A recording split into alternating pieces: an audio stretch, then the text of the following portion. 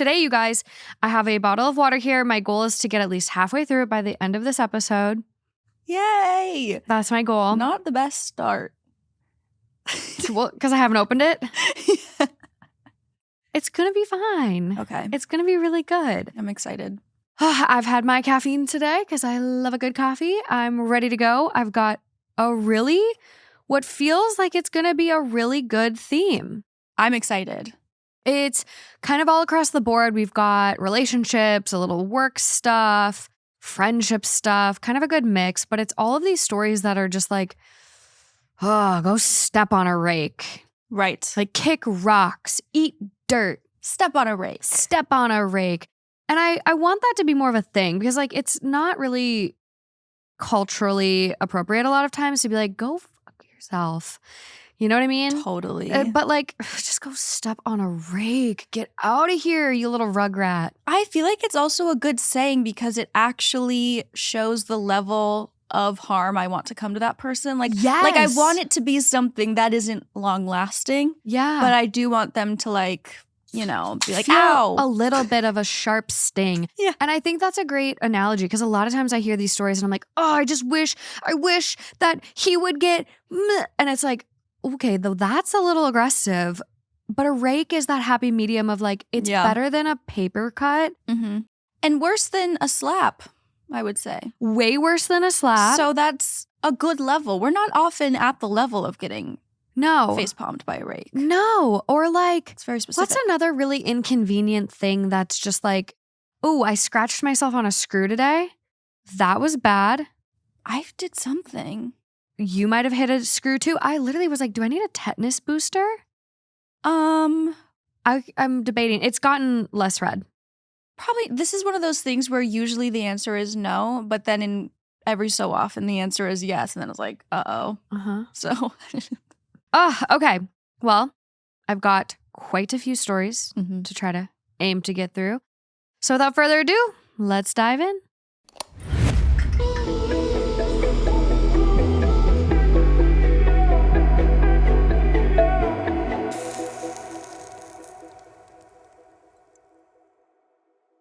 Okay, this first one coming from Am I the Asshole?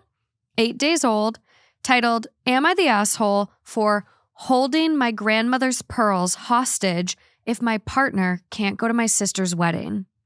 Using a throwaway as I don't want this on my main Reddit. I, 37 female, have been seeing my partner, 38 male, for 4 years. He was born with achondroplasia and is a little person. I come from a family who holds some ableist views. Some views I internalized too when I was younger, and I tried to move past as I got older. I'm the first to say I wasn't perfect either. When I met my partner, we started as friends, and my family would often make comments when he wasn't around. When we started to date, jokes were made about how I must be desperate and had given up. My partner is a fantastic man, the best I've ever met. He's funny, charming, kind, and so loving.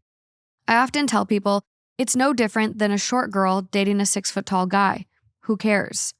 My family and I clashed for 2 years over him. I fought with them constantly and ended up greatly limiting contact with most of my family if they couldn't accept him. He always tried to talk me out of this, that he could take it and that they were just closed-minded idiots, but I don't think he should have to put up with that. The one I've kept in constant contact with is my sister, 35 female. She's also had misgivings about my partner, but once she got to know him, she moved past it. She's getting married in June, and the plan was for me to loan her our grandmother's pearl necklace as she felt it would go with her dress greatly. It was left to me. She got our grandmother's sapphire ring. She messaged me 2 nights ago to ask me if I would not bring my partner to her wedding. She likes him, but she knows it would cause drama at her wedding, and she doesn't want that tainting her day. Just the fact he exists. What the hell? I got upset at this and told her if he wasn't going, I wasn't either, as he is my family. She asked me to just suck it up for the day, and it was better to keep the peace. I lost my temper at this and made it clear to her that she could invite us both or neither. I also made it clear she wasn't getting the pearls if he wasn't coming, that she was a grown woman and she needed to stop caving into our family and put her foot down for her own views. She accused me of holding the pearls hostage so I could get what I wanted, which hurt me, as it seems she cares more about the pearls being there than me with that comment. I know it's her day and she doesn't want our family making comments, but I don't see why my partner, who has never been anything but kind to her, should be the one to suffer. He is upset over this though, telling me I might regret not going, and he doesn't want that for me. Am I the asshole over this? Should I just go or give her the pearls for the day and not go? Okay, so we need like 5 rakes? Like, how many family members does she have? Oh my God. And also, this is the one person who has been somewhat normal about it, but I guess not. Like, she seemingly is nice to her sister who's dating this guy, but like still maybe talking shit behind closed doors, or at least not standing up behind closed doors and just being like, hey, you guys, enough is enough. Also, like, no, they can just handle it for a day. Like, all the family members can handle it for a day. I don't understand what the fuck is wrong with these people. This is a person. It's a genetic abnormality, and this makes him less of a person. Go fuck yourself. I don't know. It's genuinely Get crazy. hit with that rake. Don't step really on it. Let me swing it at you. And I like, think what? Her partner's being very kind about this. Like, way more grace than I would have. Totally. I think, you know, it is possible that she could regret not going. And I think it's worth bringing that up to her so that she can think about it. So the grandmother left one sister the pearls and one the ring. And then because she wants to wear both for the wedding is what it was. Or like she just wants to borrow at least the pearls. And it's like, they're not your grandmother's pearls anymore. Like, yes, there's a sentimental value that they are, but they were gifted to you.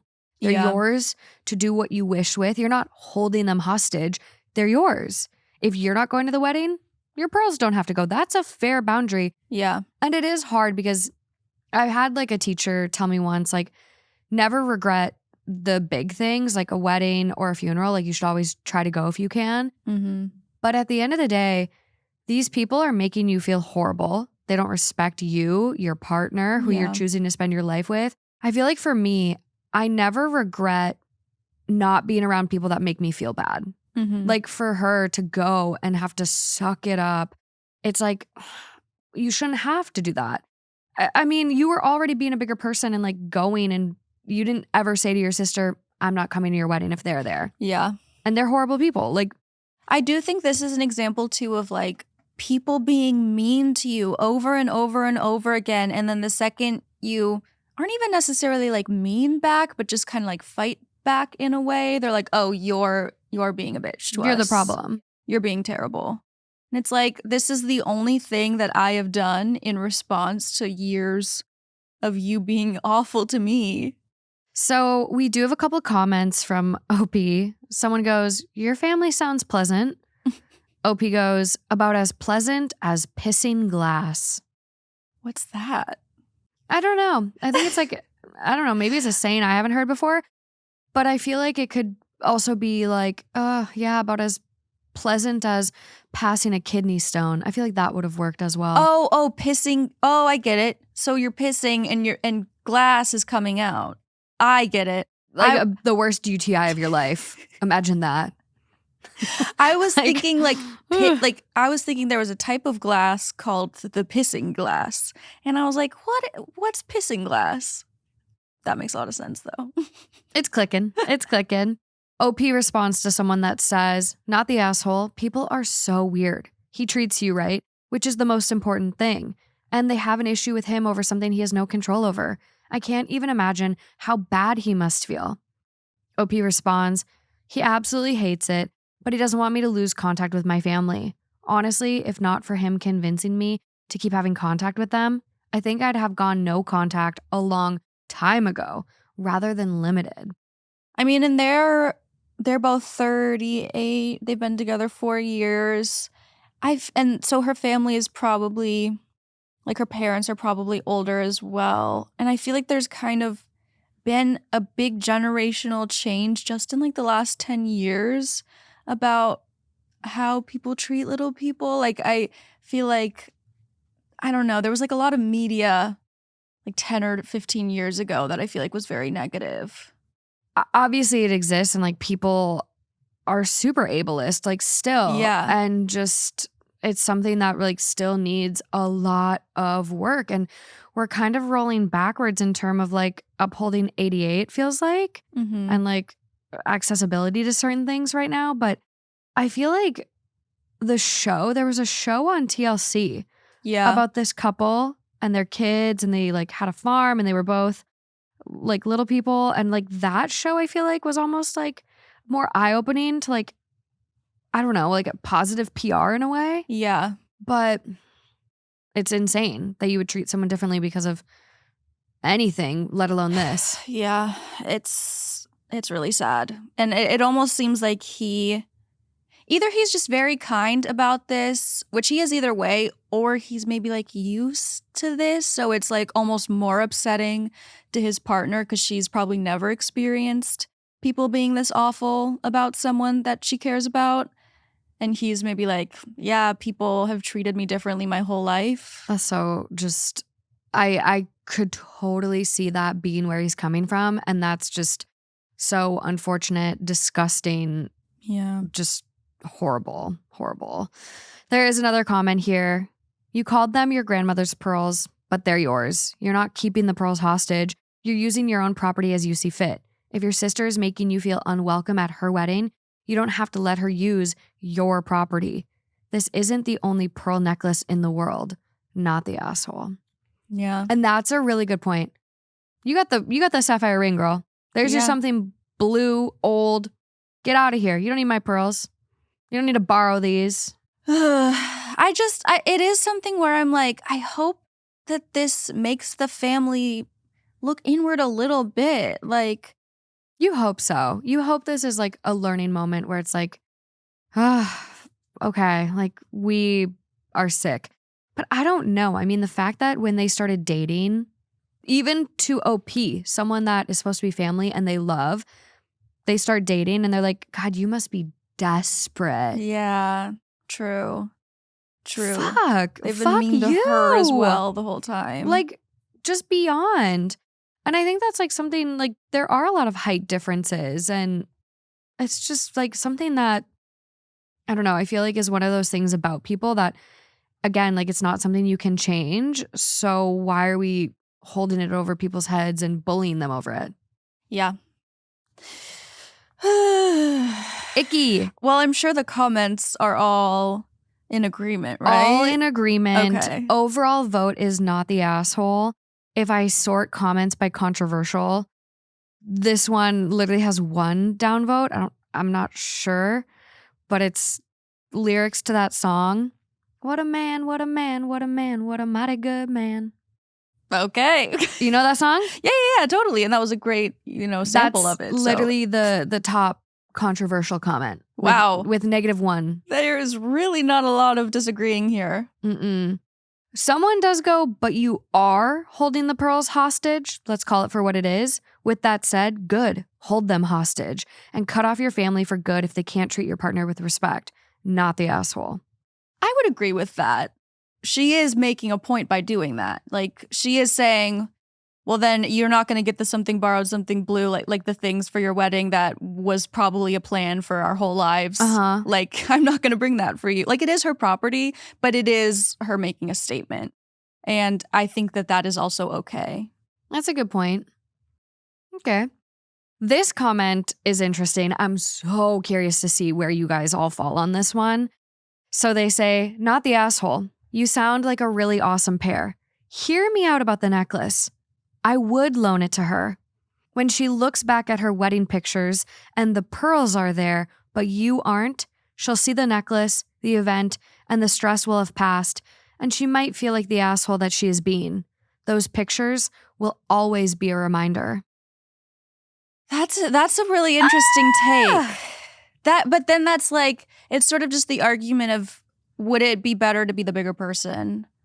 Well, and I also think it depends on the person that the sister is. Yeah. If she's a good person, I think that could be accurate. Yeah. But if she's a self-centered bitch, she's not going to care. If you hold the pearls, it is basically giving your whole family an excuse to be like, oh my God, she's so horrible. She was awful for doing this.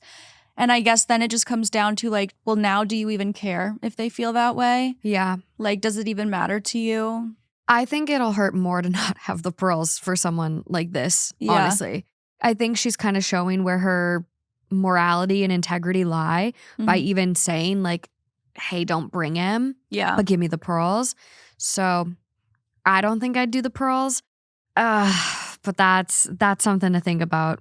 And also, I think the fighting more about the pearls than her being there is also crazy. Like, she mentioned that in the post too, of like, it felt like the part about the pearls was more upsetting to her than me not being there. So that's like... True. Don't let her win. Don't let her win. But okay, moving on to this next one. This is coming from Today I Fucked Up, 16 days old.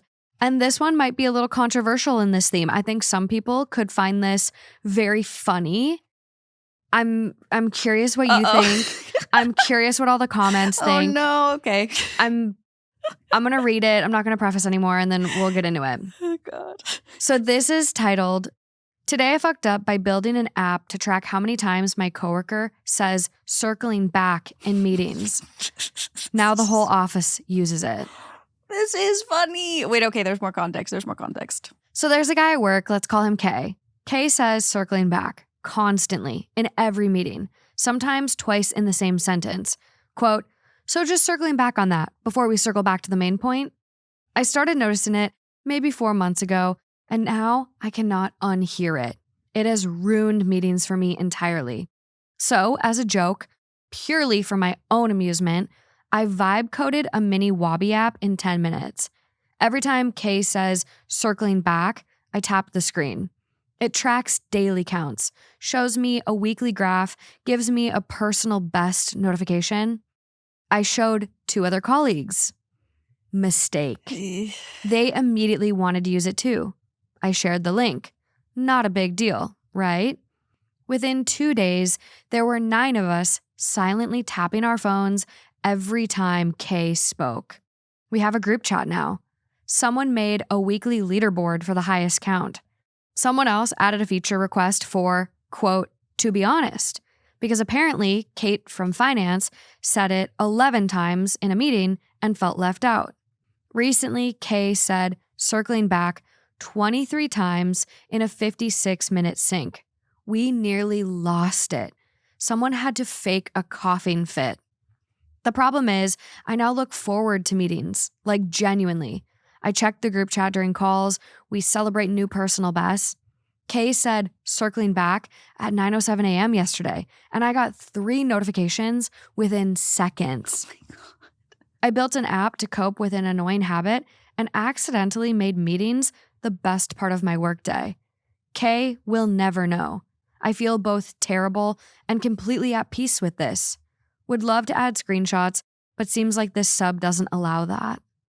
Okay, it started to get mean. Like, Right? The initial concept is funny, and like, I don't know, there are a lot of jokes on the internet about, you know, the way people talk in emails and the lingo that just comes up all the time. And like, I get why that's funny, but when everybody else is in on it and they're like, whenever he's talking, they're like tapping their phone and laughing and sending messages in the group chat, then it is just bullying. If it was everyone when they said something that they say a lot, or like he was also in on it and was like, yeah, I do say it a lot, haha, that's fun. But like they're keeping it from him so that they can just make fun of him for it. Everyone has those crutch words they use. I'm very guilty of that. Mm-hmm. Lauren's aware of hers, and it drives her crazy when she'll listen back to episodes. It's so hard to not do it. Well, and once you hear something, you can't unhear it. And I have literally wanted to hypnotize myself to stop saying my crutch words. Mm-hmm. I've also wanted to hypnotize myself to stop cracking my knuckles. Like, it's just like we all have these little annoying things that we do.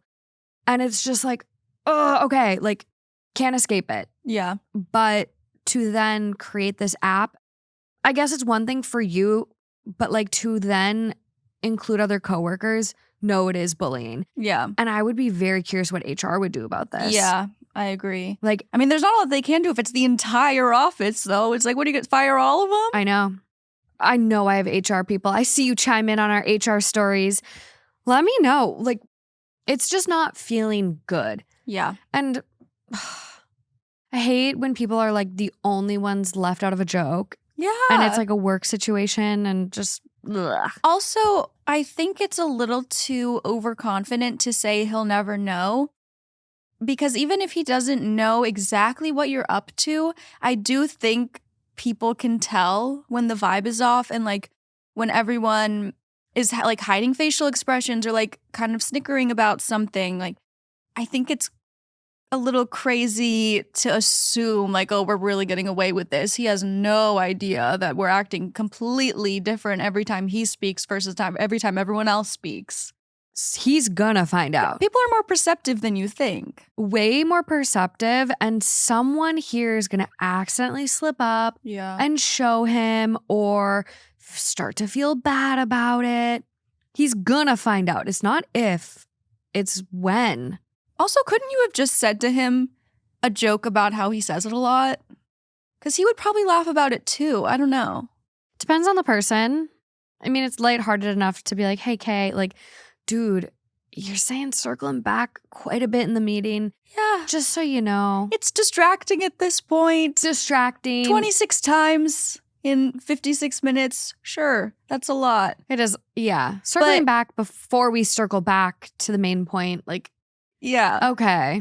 Maybe he's a nervous guy, though. Maybe he hates speaking in front of other people. I would imagine that's got to be something about it. Or he just feels... Wait, what was the other phrase that he said? So I think someone else kept saying, to be honest. Oh, not the guy that says circling back? Yeah, no. Someone named Kate from finance said it 11 times in a meeting and felt left out. Okay, so they were saying... I should also be on this app because I say this thing a lot. Mm-hmm. And see, that would be fine. I wonder if she was like, include me. I feel left out to like make it less bad. Bullying, like less about one specific person. Yeah, because if like Kay does find out, people could be like, well, Kate's on there too. I think that would be better. Like, put everyone on there if you're going to do it. I'm sure you could find a word that everyone says too much. Yeah, absolutely. Like, you know. Yeah. Yeah. Mm-hmm. At the end of the day. And many people never know it until they're listening back to a podcast of themselves. I'll tell you that much. It is grating to have to hear yourself. Also discovered that I have tonal issues. Like, what does that mean? Like, I'll be talking to someone in a podcast and then I'm like listening to it back or editing it back and I'm like, oh my God, I sound mean. Like, I have tonal issues. I don't know. I feel like sometimes when I read, I'm like, oh, I'm enunciating weird. I'm like I don't practice reading these out loud. Mm-hmm. I read them in my head. And you don't really enunciate in your head. I think you do a perfect job of reading them. I'll tell you that. Thank you.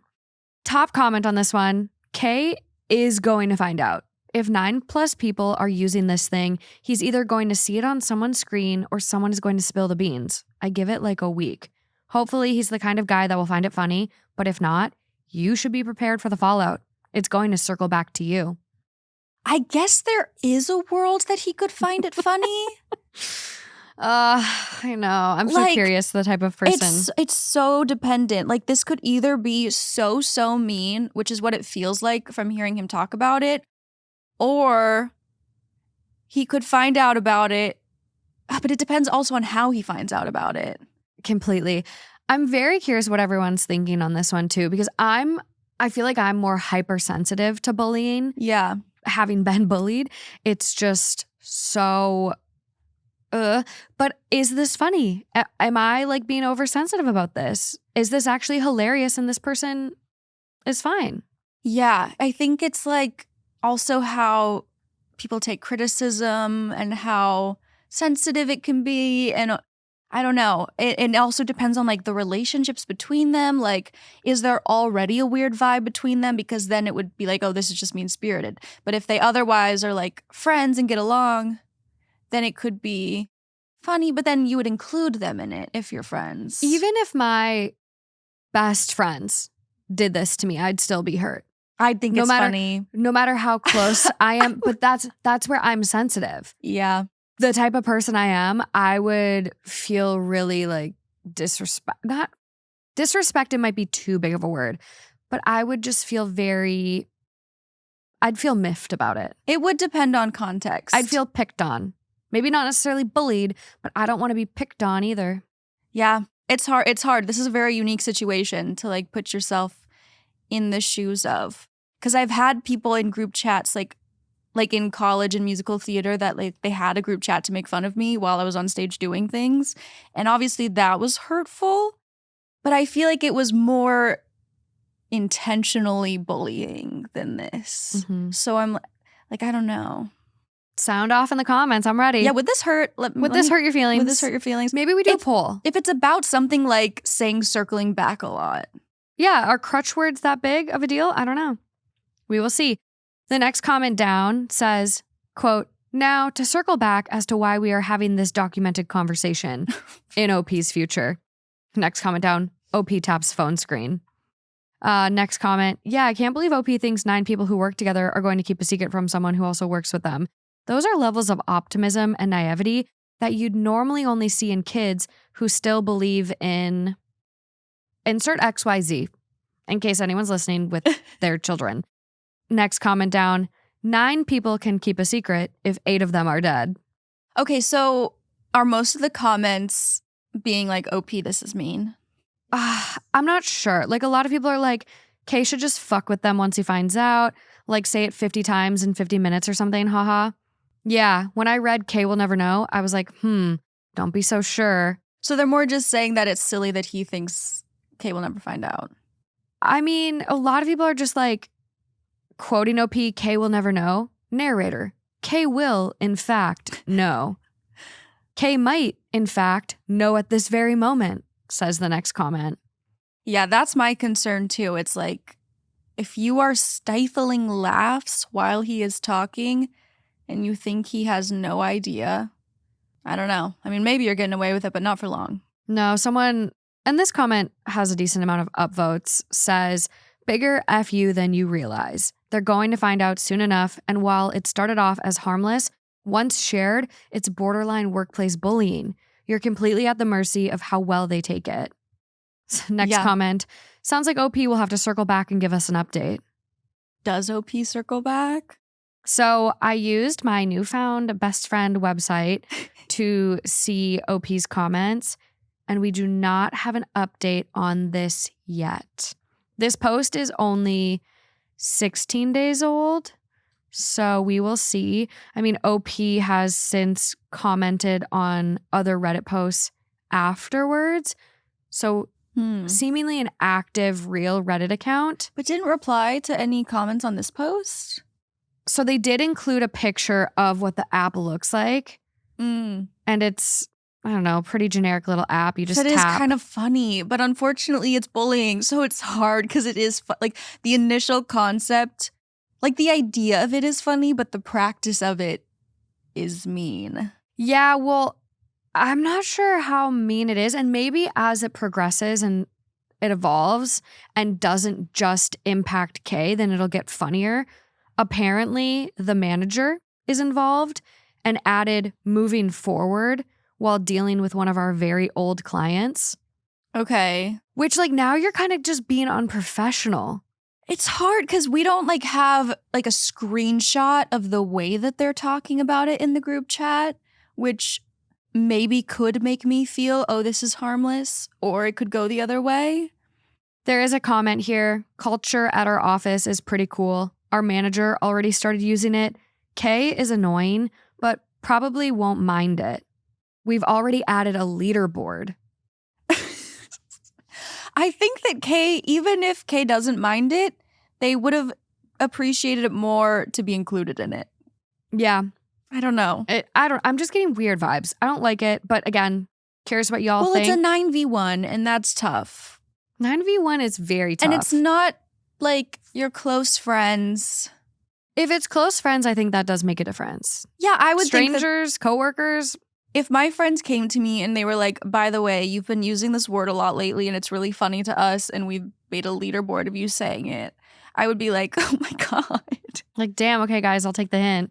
Yeah, I'm so curious. I can't wait to see the comments on this one. But we're moving along. Okay. This one is coming from r/relationship advice, titled, My 27 female roommate, 25 non-binary, keeps masturbating with their door open. No.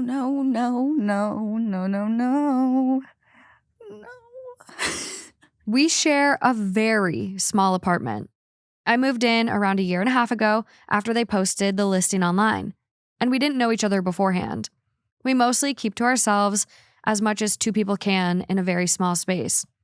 The issue started happening that I noticed maybe 5 or 6 months ago, while I was sitting in the living room, maybe 15 feet away from their open bedroom door, and they were moaning very loudly, like it was obvious. And I just froze because I didn't know what to do. Like they obviously knew their door was open and they were making noise. I felt like either they must be obtuse, they aren't, or they're doing it on purpose. They even tried to talk to me after, and I brushed them off. I texted my boyfriend to come and get me because I was uncomfortable, and I went to stay with him for the night. Since then, it's happened at least 6 more times. Most of these times, I texted my boyfriend to go stay at his house, but he's out of town this weekend. They just did it again, louder than ever before, when I'm in my bedroom directly next to them. I don't know what to do. It feels like harassment at this point because how could they not know what they're doing? But I'm stuck in the lease and I can't afford to move anyways. I don't even know how I can bring this up with them because 1, it's awkward as hell. 2, what if somehow they don't know they're doing it so loudly and telling them makes them uncomfortable or resentful? I'm not sure how to go about it in the most respectful way. 3, they've yelled at me for eavesdropping before when I heard what show they were watching in their room as I was in the kitchen and said that I liked it. And I don't want them to yell at me again, even though I can't fucking help having ears. And 4, if they are doing it on purpose, then what? I'm stuck here and don't know what to do at that point. So my question is, how can I go about handling this in a safe way so I can feel comfortable in my own house while keeping the peace and having it be the least awkward as possible? What the hell? Oh my God, are you kidding? This is horrible, and this is sexual harassment. Yes, absolutely. They're making you an unwilling participant in their sex acts. Like, initially, I don't know if it was when you read the title or something, but my initial thought was like, are they using a vibrator and they think it's not that loud, but it is? So like it's uncomfortable because they know, but blah, blah, blah. But then as you were reading it, I was like, oh, they are getting off on the fact that they know you can hear them. Yeah. It's like enjoying being filmed during sex, like making a sex tape or like enjoying public sex for like that is something people get off on. And it is disgusting that they're doing this to you. And at the end, like, very understandable to say, I don't really know how to move forward from this because on the one hand, bringing attention to it is awkward and I can't move.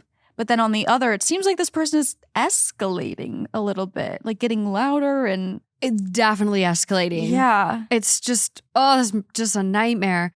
They're definitely involving them in a sex act. It's definitely sexual harassment. It feels like exhibitionism. That's the word, yeah. I would be really curious from like a legal standpoint, since you're maybe subletting, what your rights would be if they're creating an unsafe, hostile, inappropriate living space for you. Yeah. Like, could you break your lease? I mean, seems like this person might have done this to the person that lived there before. Yeah. Like, they've found this person and this roommate from seeing a post online and like not knowing them. Oh my God, that's like a horror story. Which makes it makes it even worse. Yeah. It's just some random stranger. I don't feel like confronting them is inappropriate. I think you should confront them and be like, hey, I'm feeling like this is not a safe, healthy living space for me right now. It's very inappropriate that you continue to pleasure yourself with the door open.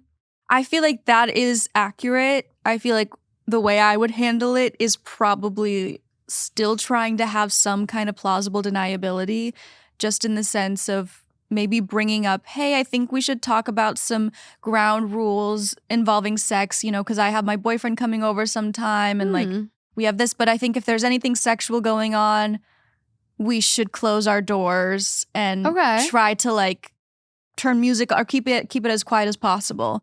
And I then like that plausible deniability aspect of it. Like, okay, that being step one. like I definitely does think sound this other nice. person deserves to get called out. Yeah. But I think, like OP was saying, it's hard in that situation to then move forward and not have like the most uncomfortable situation ever. So it's like maybe you could have that conversation, and then if they keep doing it, it's like, hey, we talked about closing the doors. What happened to that? I thought we were shutting the doors. I don't know. This is scary. Here, need me to shut it for you? Slam. Like I would start to go insane where I would get aggressive and I would slam their door. But it is also like a scary situation. I feel like there's this part of me that comes out of They're like clearly a freak. Not wanting to upset the other person and have it turn into not necessarily something violent, but it's just like, here's where I feel like I'm a little crazy. Like I want to get scrappy. Like point number 2, what if somehow they don't know they're doing it so loudly and telling them makes them uncomfortable or resentful? I don't care about them at this point. They've done this now 7 times. Yeah, but once, if they get violent, twice, you live with them. Like, yeah, maybe you could beat them in a fight, but like you don't know what else they're capable of doing. Well, if they get violent though, there's like, I'd run away, call the cops, and then you're getting out of your lease. Yeah. You can't live with someone who's trying to kick your ass. Landlord's going to let you off the hook. Like, I'm just like, I'm so mad. I hate also when you're in a, like, I've had roommates before where the living situation became, I just can't use the living room. Like, I'm either out of the house or I'm in my room with the door closed. And that's what this feels like it's going to become. Not fair, not healthy, horrible. Yeah. Oh, I mean, you have a roommate now. I haven't had a roommate in quite a few years, but roommates and roommate problems is really hard. It's so much drama. So much drama. It's so awkward. And it's very political. A lot of times, and it's over super small, ridiculous things a lot of times. This is not one of those small things, but like leaving pots and pans in the sink, like that's a huge one. Yeah. And like, I wonder if she could get her boyfriend to like just stay there more. Like, can he just stay with her most of the time? I know. For some like safety? I'm not sure. Let's get into the comments and see what the people are saying. So the top comment, I'm seeing too many soft answers, in my opinion. You really need to stand the fuck up and stop that shit in the moment. Put a hard no down and call them out verbally. Quote, what if they don't know they're doing this? Bruh, what? This is definitely intentional and harassment. Don't start a physical altercation, stand your ground, and let it be known it's unacceptable. No. If someone is this comfortable pulling this, it's just a matter of time before it's something else. Yeah, if they were closing the door, there would maybe be like, they don't know that you can hear them. Yeah. But the fact that they are keeping the door open and being very loud, of course they know. And then trying to engage afterwards in normal conversation. Oh my God. And they know that you can hear their TV. No, they're into it. They're definitely into it. There's no rationale in my mind that explains this away. I would literally shout, I do not consent. Yeah. Yeah. Someone goes, like, if their door is open, stand in the hallway and be like, hey, I can hear you jacking off because your door is open. Close the goddamn door. It's common sense. You're making me uncomfortable. And then they go after that or file a restraining order. Next comment, I would tell them to cut it out or you're contacting the police. Oh my God. Next comment, this is sexual harassment. Next comment, people aren't taking this as seriously as it is. It is absolutely a form of sexual harassment. OP, you need to make a clear boundary. If you don't feel comfortable saying it to their face, you can text them and say something like, I've noticed you sometimes masturbate with your door open. It makes me uncomfortable. So can you please shut your door during those times? If they still try to do it or try to guilt you, then I'd start looking at kicking them out or other living situations. OP does respond, this is what I feel like. Thank you for outlining the text message. I would be nervous sending that text message because I almost feel like the roommate would use that against them. It would be like, oh, you're watching me masturbate when my door is open? I don't know. I'm scared of this person. I definitely am scared of them. People can twist things. You could even make your text message more to the point. Hey, I've noticed that you leave your door open as you're pleasuring yourself. It makes me really uncomfortable. I'm not always able to leave the house. I try to because it's so disturbing to me. Like, yeah, if you really want to go down that thing to be like, you're making this an uninhabitable living environment by not maintaining normal human decency and boundaries. Yeah, because if you send a text just being like, I've been noticing you're masturbating with the door open, I feel like it could be turned on you almost. That's a tricky word. Like, I don't know. That's a tricky word.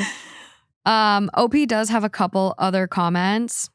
I'm thinking I could do that or scream at the top of my lungs. Maybe then they'd get the point. I mean, the neighbors can probably hear them. This is an interesting comment. OP says they close their door when they want privacy. So this feels intentional.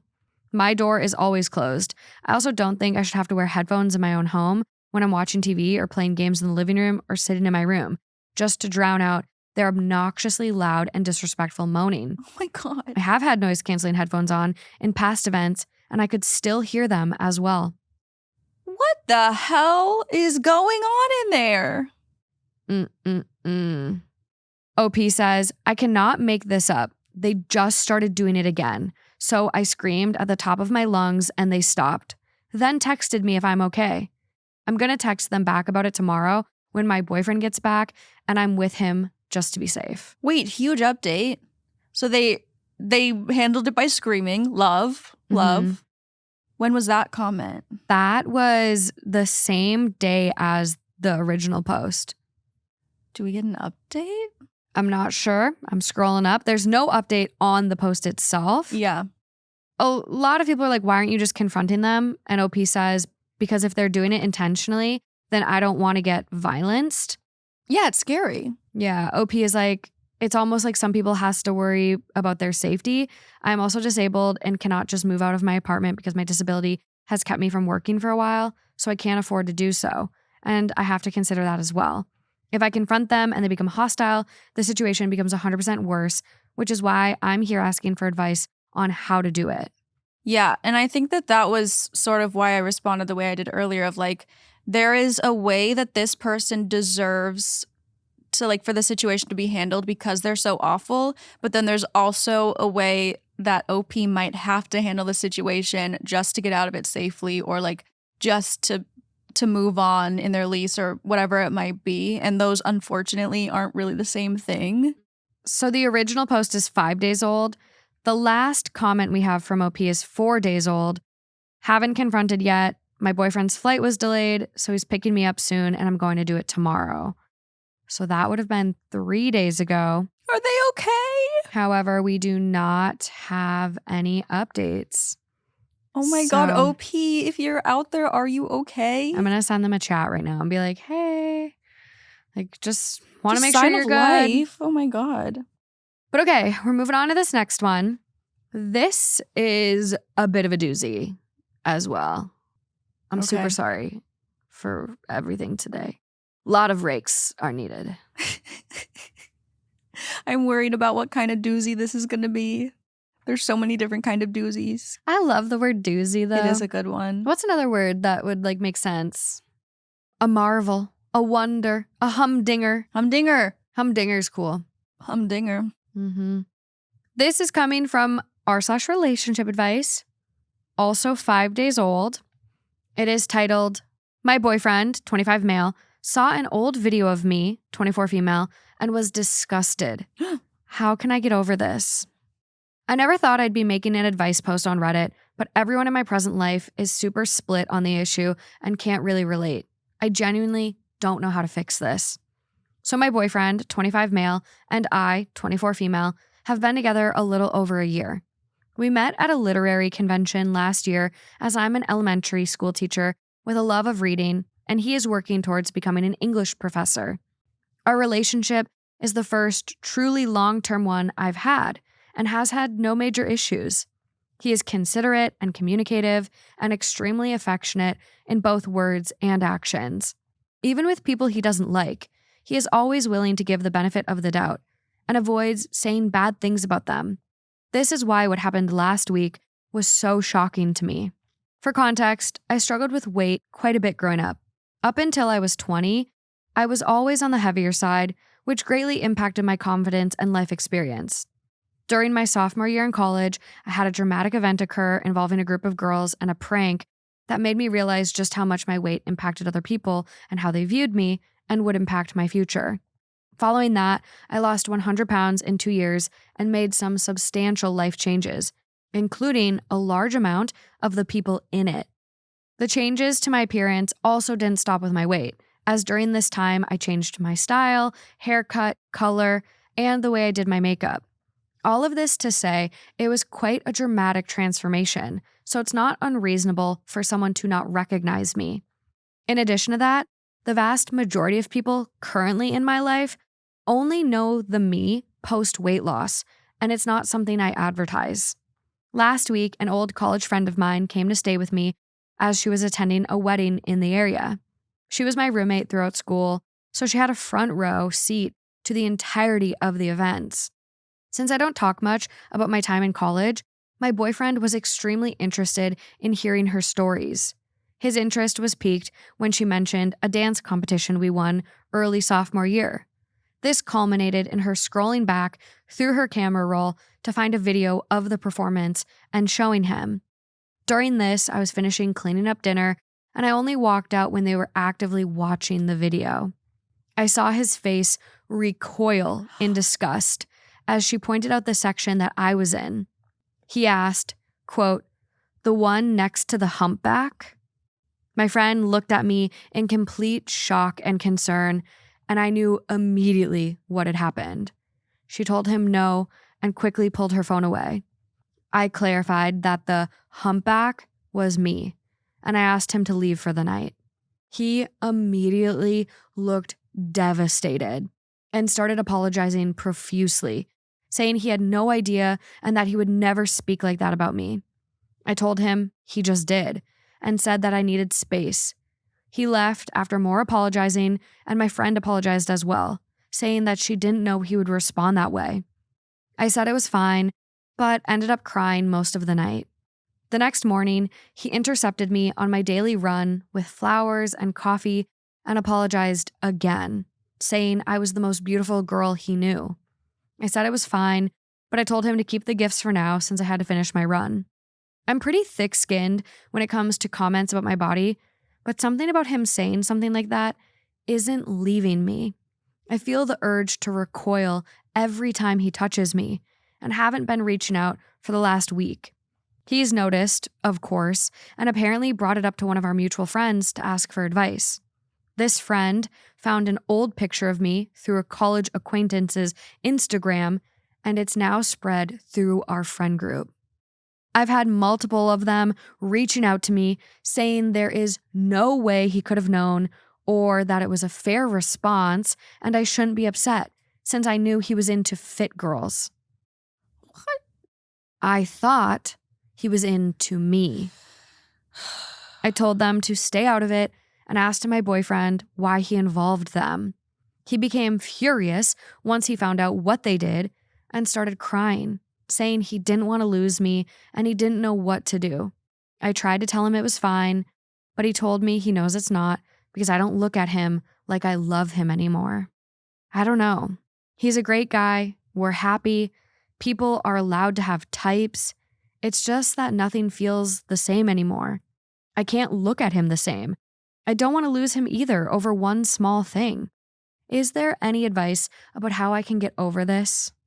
This didn't go the way I thought it was gonna go. I thought when she was describing how kind he is and how hard he tries to not say mean things about people, the old video of her was gonna be her being mean or her saying making fun of somebody. And then when the disgusting thing happened to literally be about her appearance, I was like, oh my God. And it's so hard because it's already very difficult, I think, to look at the most embarrassing times of your life and like have love for yourself in those times. Like, I think that's very important, and it's something everyone struggles with. Whether it was that drastic of a difference or not, everyone I think goes through a phase where they're like kind of cringy to like see back on that person. And I think it's so important to like find love for them. Like, how do you get there when you see the person you're with like recoil and say something mean for the first time that you've ever heard about you? Like they've never even been mean about anyone else. And the first time you're hearing it, they're doing it about you. Well, and so unprovoked. And Yeah.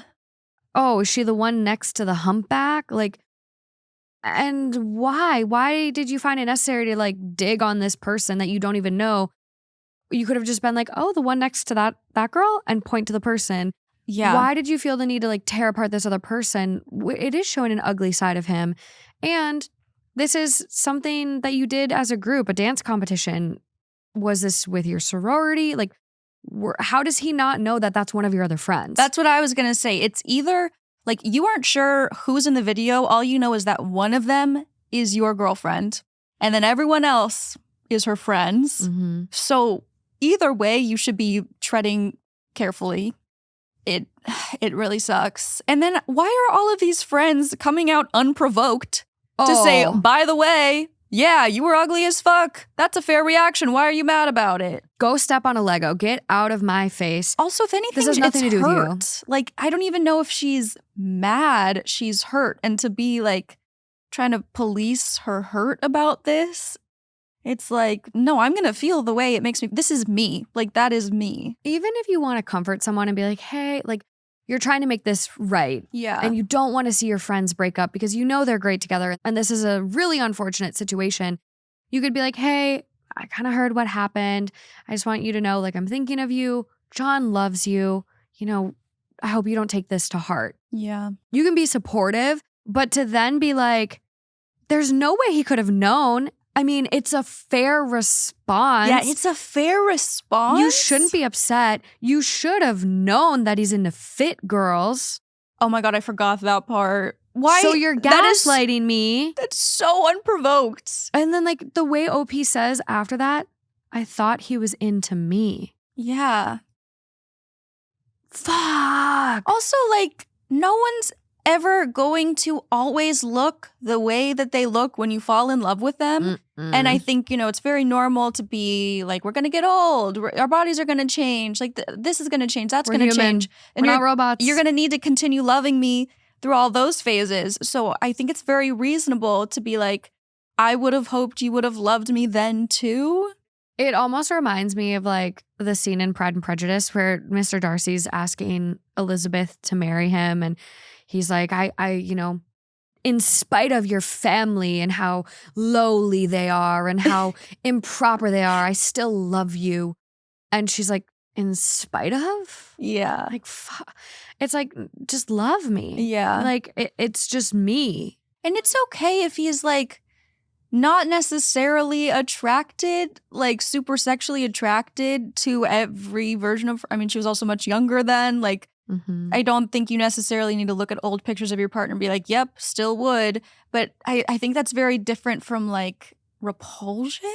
I think this is a good point to bring up though, because we talk about this quite a bit on stories and I've seen us kind of get chirped for it in the context of some other stories where people are like, it's fair that they're not attracted to them. Like everyone's entitled to their own attraction, which I do agree with. But what do you do when you sign up to do life with someone and then they change, say it's because of childbirth, and they're like, I'm not attracted to you anymore. It's like, fuck. Like, okay, I guess you're entitled to that, but it still doesn't make it any less shitty. And I thought you would love me regardless. Because it has to be deeper than that. Like, yes, attraction is often the first thing, but then also attraction grows. Like, attraction is based on more, like the person that you love becomes the most attractive person in the world to you, not just because they are so attractive, but it's because of all the other things. Yeah, mind, body, and soul. So like, it's very reasonable for you to like look different and still expect them to be attracted to you because I am your like partner in life. Still me. I'm your person. I'm pissed. I'm pissed for her. And it is, like, I think there are plenty of situations where if you're, like, rejecting someone because you're not attracted to them, yes, of course, that's, like, reasonable. But I think when you're in a relationship with someone and you're in love with them, I think it's fair to expect a little bit more. Yeah. How to get over this? I think time. If you really love this person Yeah. and you see a future with them, I will say he does seem like he's trying to make amends. And like the fact that then he found out that your friends got involved and he's crying. And I know evil people can cry too.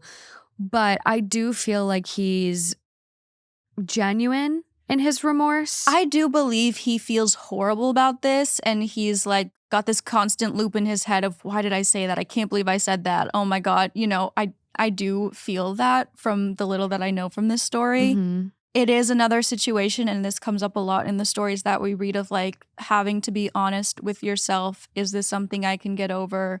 Because I don't think it makes him a horrible person necessarily. It's just that's a really tough thing to see your partner say about you. Yeah. And can you get over that? I know. I would have to have a really deep conversation, a big heart to heart, and just say, like, I feel like going forward, this could create kind of a complex in my mind. Like, Yeah. especially what happens if we decided to have kids and I Yeah. gain weight? Are you going to think less of me? Like, it does make me nervous about our future Mm-hmm. and maybe any shallowness. I'm like trying to like have a really nice way of saying it, but it's just like, it just makes me feel very vulnerable and like your Mhm. love could be fickle. I think that's huge. Having that conversation of like, if your love for me is just based on this, how can I see you as the person I grow old with? What and if I want to have stop children? running? Yeah. Is your love fickle? And do you think that way about other people that you don't know? Like genuinely? Because like that's just not nice. Yeah. Like I want to be with someone who's nice. Yeah. The other option was it was one of my friends, and I also wouldn't be okay with you talking about one of my friends like that, by the way. Yeah, I would add that. I would add that as a part of this conversation. Yeah. And I do think like maybe some couples therapy could be good if you really do want to work on it. Top comment on this one though with 11,000 upvotes.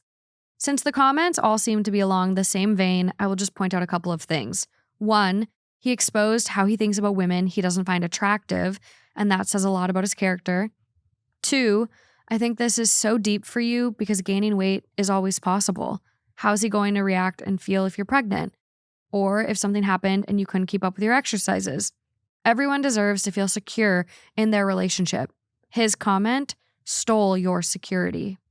Wow. That's really good. I know so many women who have gotten pregnant and have never had their husbands even say anything like this to them, but they still are insecure about how different they look. You know, they're Mhm. still like, oh my God, I don't feel like my body is my body anymore. I'm so uncomfortable. And so then to sort of have this already in the back of her mind, it is very unsettling. That's a really good point. Really good point. A lot of people respond to that and kind of share their experiences. Someone says this: I had a big glow up in my 20s, and my first boyfriend after said nothing above a size 12 should exist. I was like, well, I've been a 14. So in that case, I ceased existing a long time ago. After that, I was pretty careful about who I went on dates with. I started using makeup-free photos when I used dating apps and didn't dress up. The contrast made me realize that while you have more dating options, a lot of these options are worse quality, shallow, etc. Often the signs are there, but in a way they talk about others, not necessarily us, while we fit their perfect idea of what a woman should be.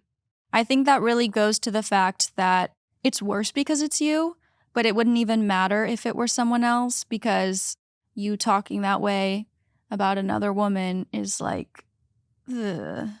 It's icky. Yeah. It is icky. Because And that's- everything you say about other women will eventually turn on me. Like, you might love me now, but when we get into a fight, or like when we go through a hard time, when I become unattractive, like if these are your beliefs about women or unattractive women or whatever, like women that don't fit your mold of what you find attractive. yeah. Just because you don't find someone attractive doesn't mean you should think less of them. Mm-hmm. And I think people have a really hard time with that sometimes. Yeah.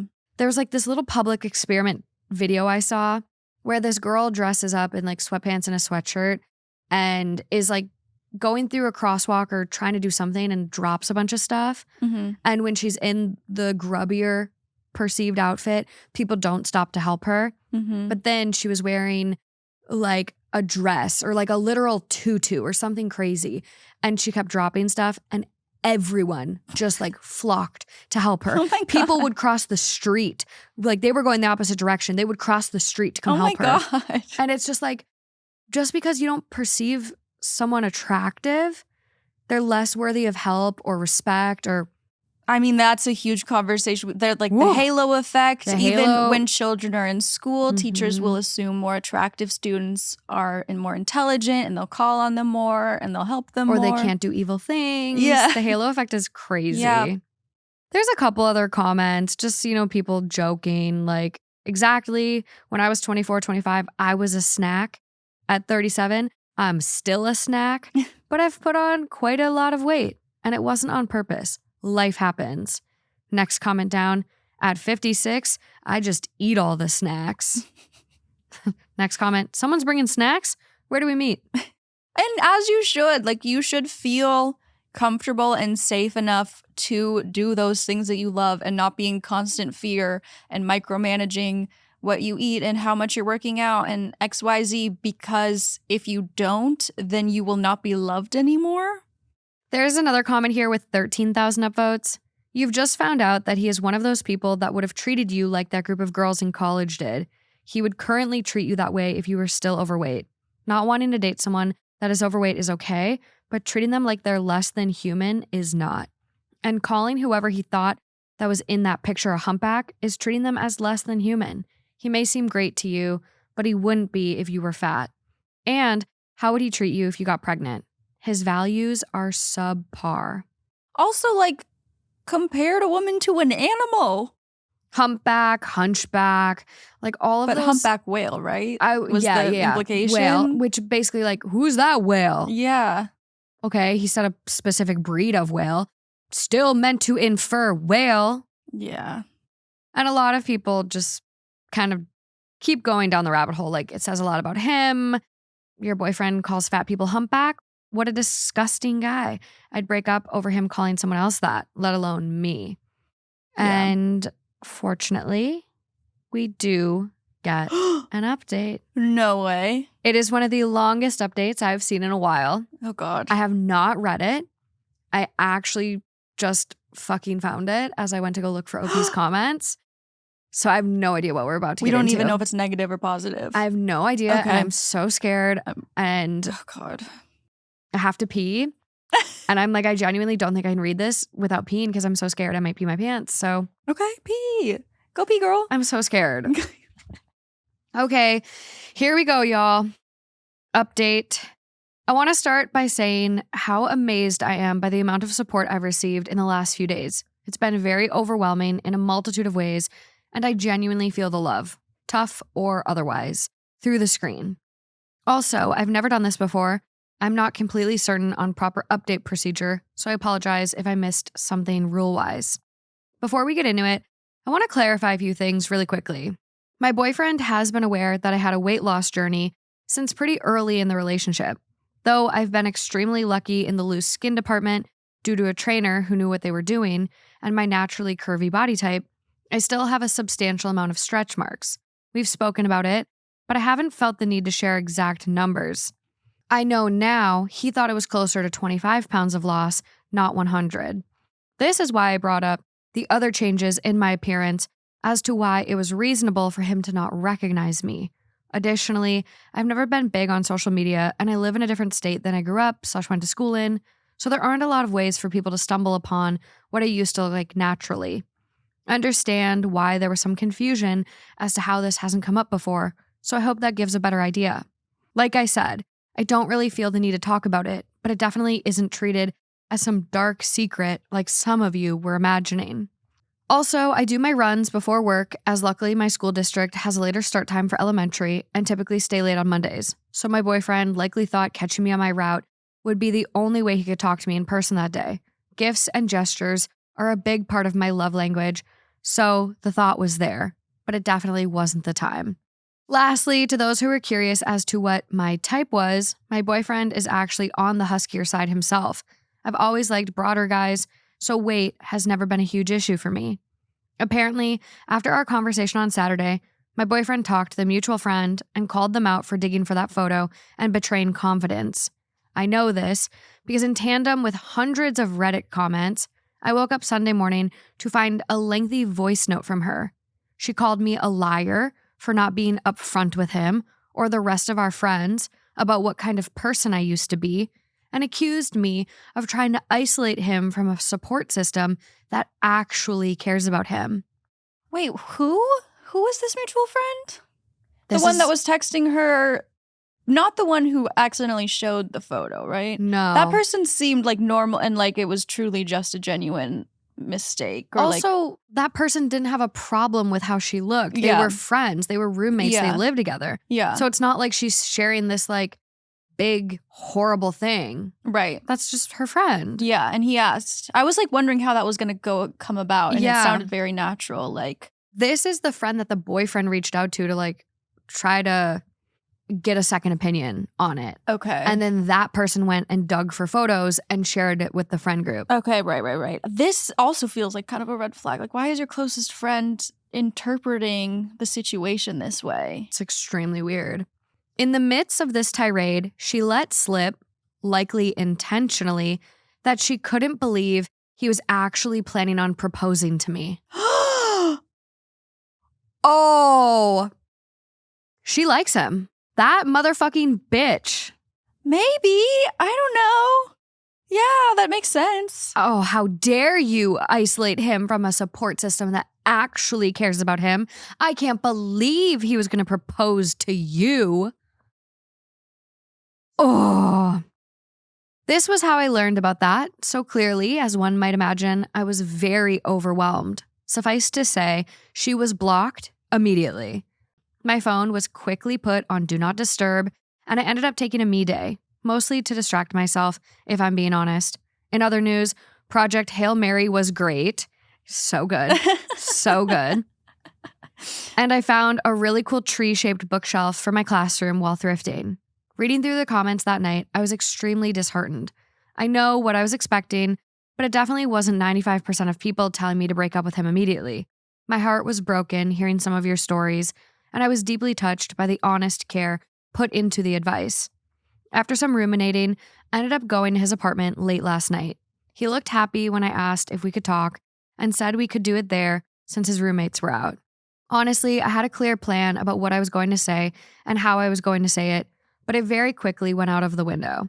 I started with telling him that what happened really hurt me and was flabbergasted when he immediately started tearing up.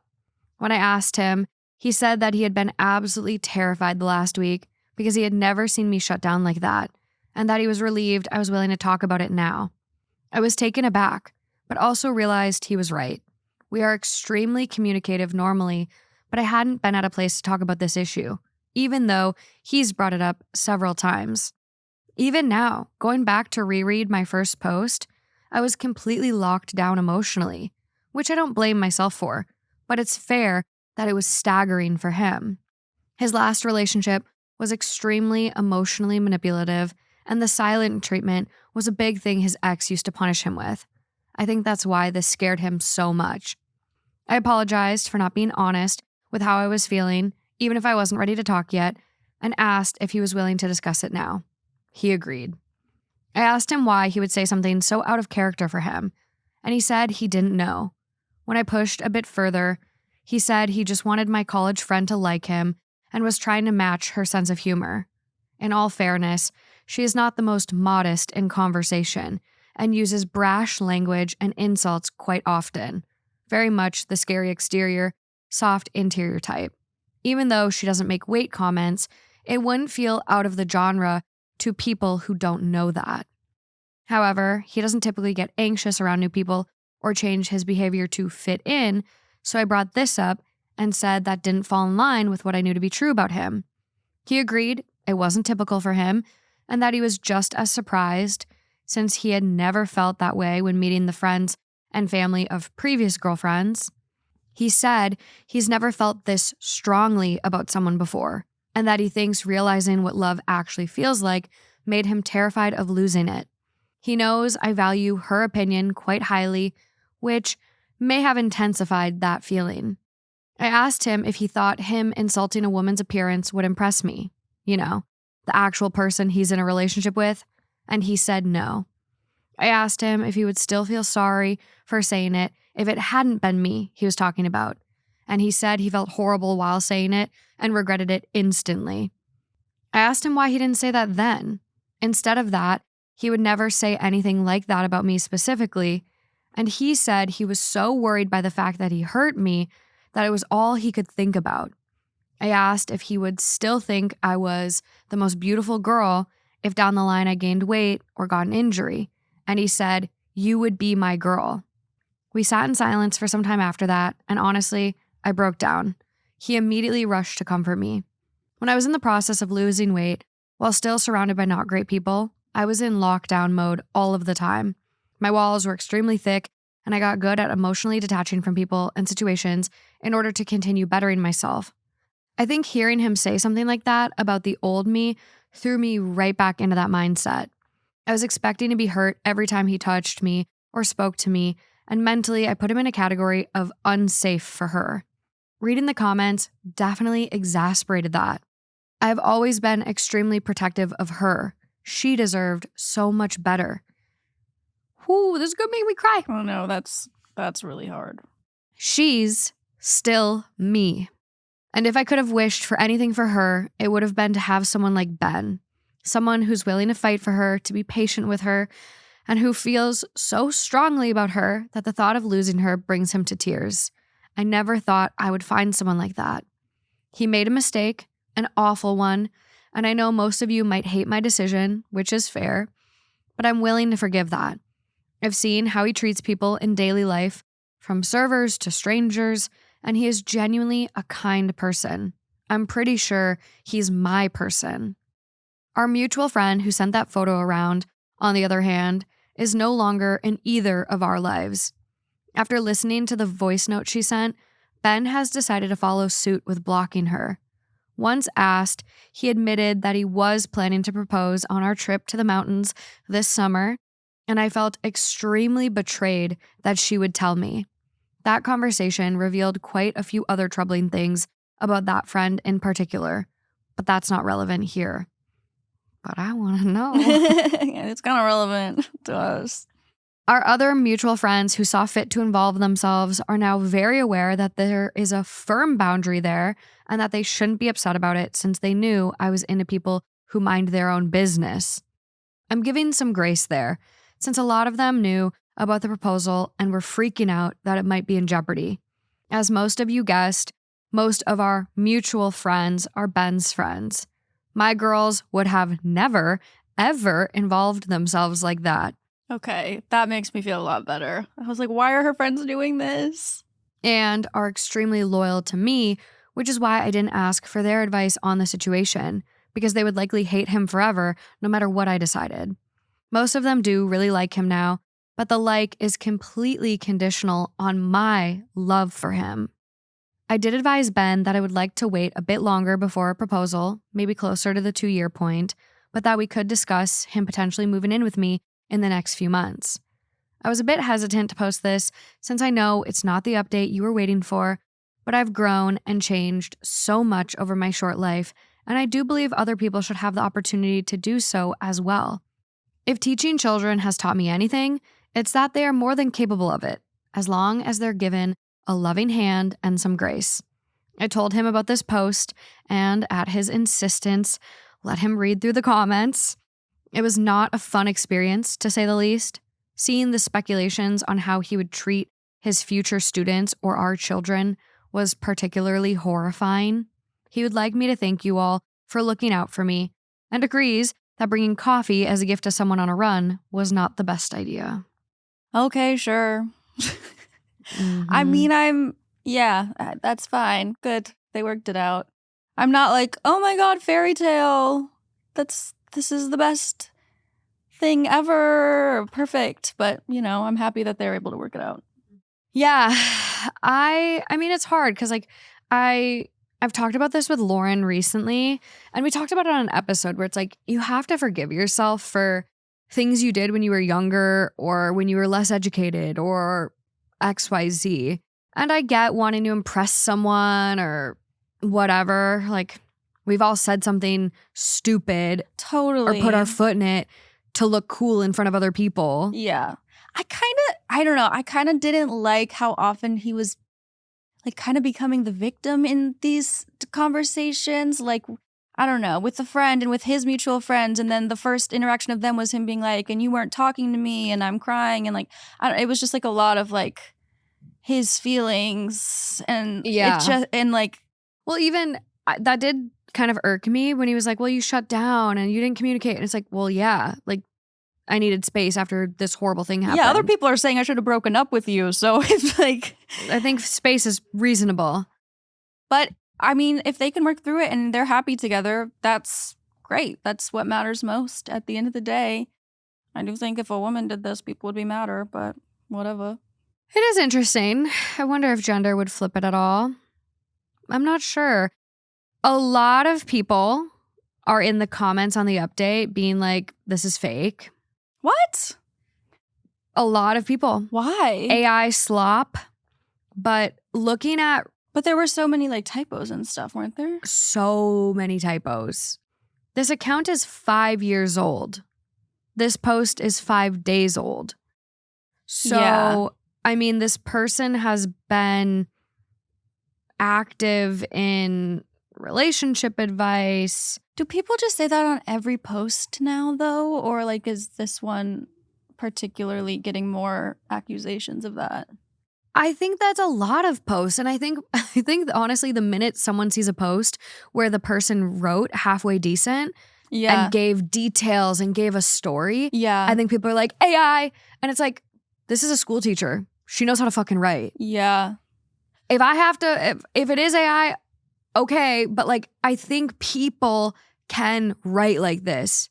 This sounded very normal to me. I mean, I've never used I don't AI, know. so I actually don't really like know the tells in that way as much. Besides, I know that the long M dash is a big thing, and saying it's not just this, it's this, Which is so frustrating for me because I love a dash. I Yeah. love that dash. I do too. Not the long one though. But also, I just saw something about someone putting a part of Wuthering Heights into the AI detector, and it came back like 100% AI. I get being cautious about it in confusing. other parts of the life, but Yeah. I feel like it's so, first of all, low stakes on a Reddit post.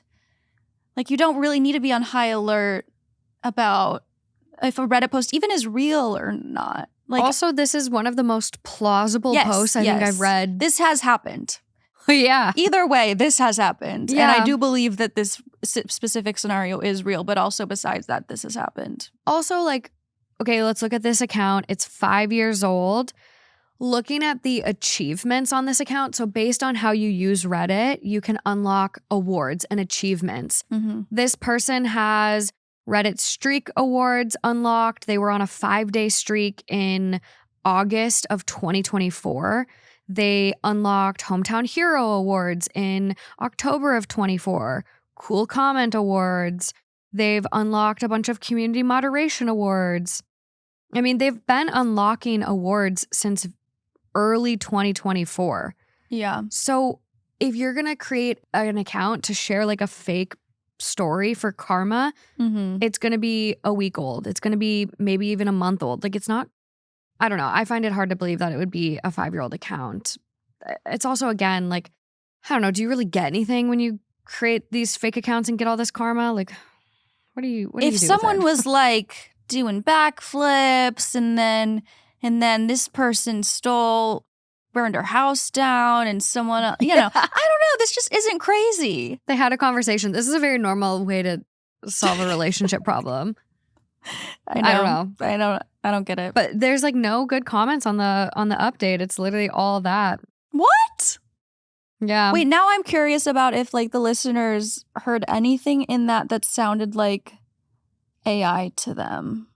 But then even if someone wrote something and then ran it through AI, like it could still be true. Yeah, some people do say like there's a thread here. Yeah, it's fake. next comment, it's always a tip-off when their writing is too prosaic. And then someone comments back and they go, just out of curiosity, what happens if someone who's good at writing has a situation and needs advice? Yeah.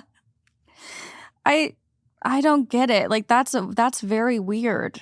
Yeah. AI is trained on like all of the literature there's ever been and like humans. So it's based like AI isn't based on anything humans can't do. AI is trained on humans. So a lot of people are like, I don't know why, but it was the Project Hail Mary part for me.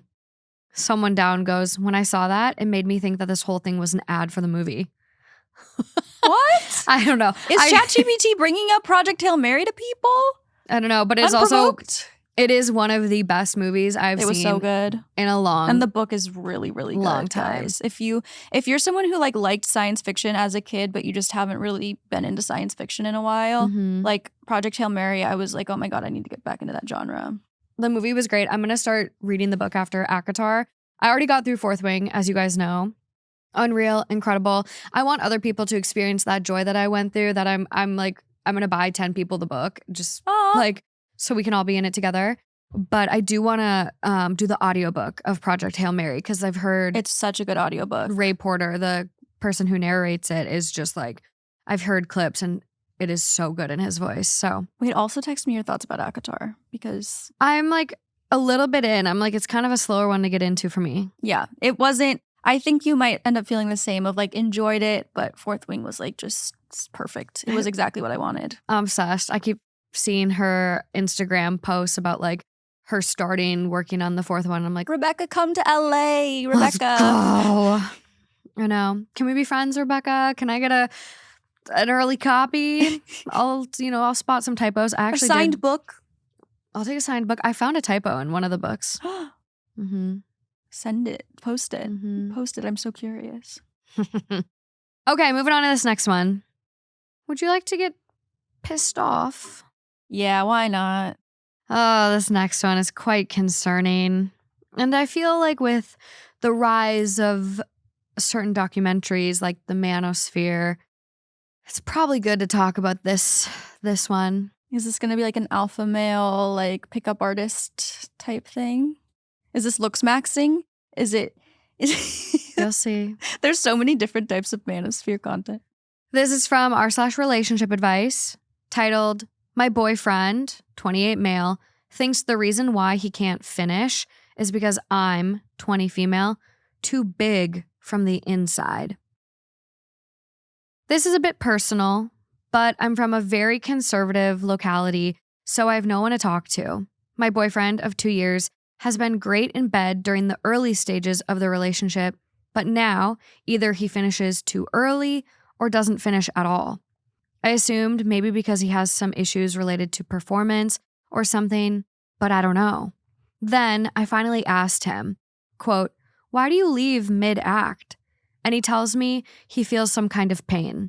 I said, quote, then don't walk away like that. I feel lonely. Just leave it and be with me. The convo ended on that, but I asked him again today, and he told me that he didn't want to hurt my feelings, but the real reason why he didn't want to finish was that my birthing canal is too big. That's what I thought he meant. I just wasn't totally sure. Oh, God. Therefore, he doesn't feel anything. I feel so insecure now. Is it true that you grow too much, that your significant other doesn't feel anything?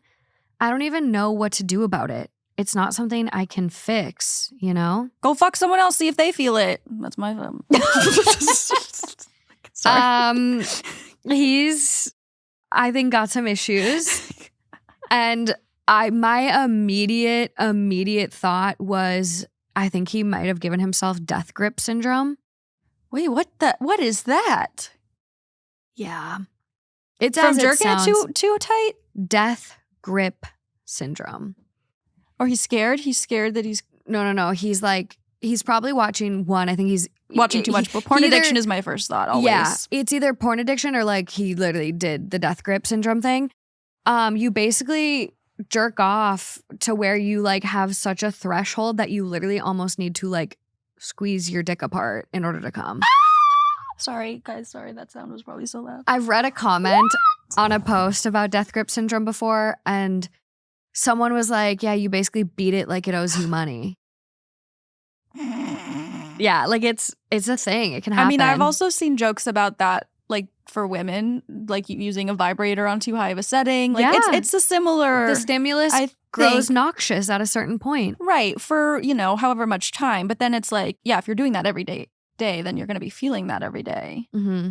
Oh my God. Yeah.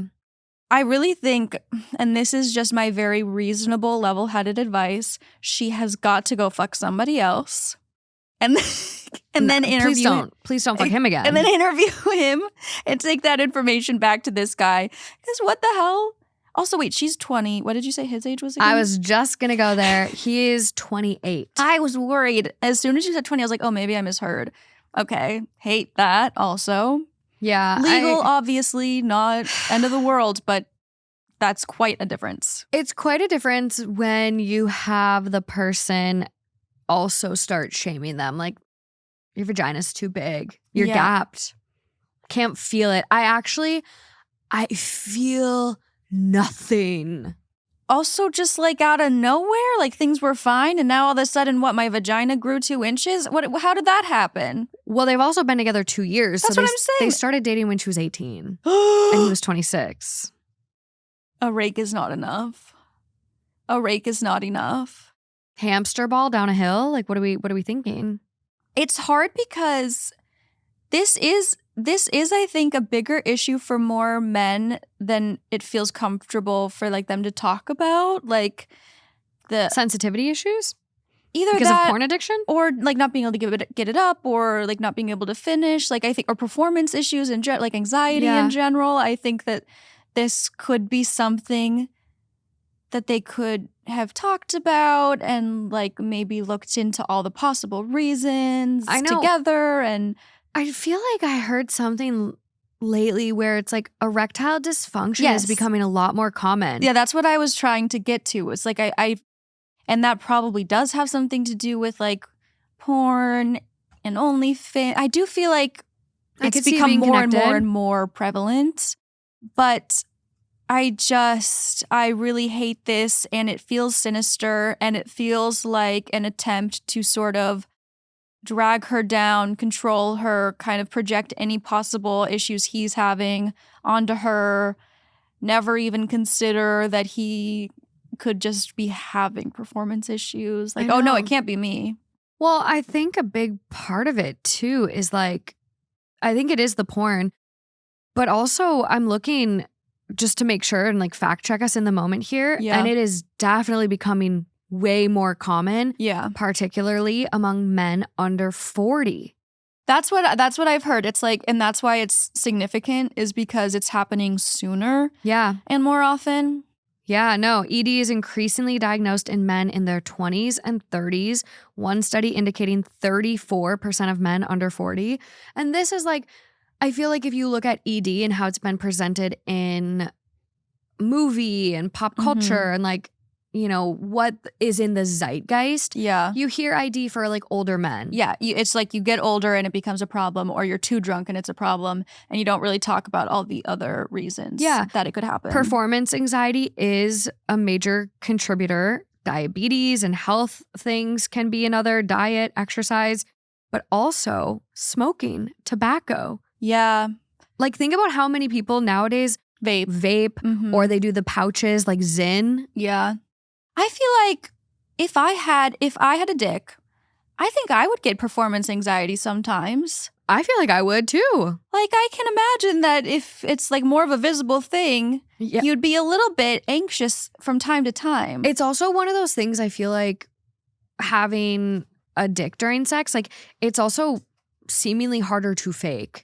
So it's like, oh, totally. You like have which to, kind of benefits them. That's why they always get what they want, and girls a lot of the time don't. Well, and I think it's also one of those things like women, it's not comfortable to be like, I can't have an orgasm. Yeah. Like there's a stigma around it. You want to be good in bed and like all of this stuff. So it's like, and make them feel good about what they're doing. So I get why it's hard to communicate, especially, you know, when you're younger and don't really understand what it takes to get you to come. And like, obviously, I think orgasms for women are a lot more difficult. Like I don't know. I feel like clits are complicated little things.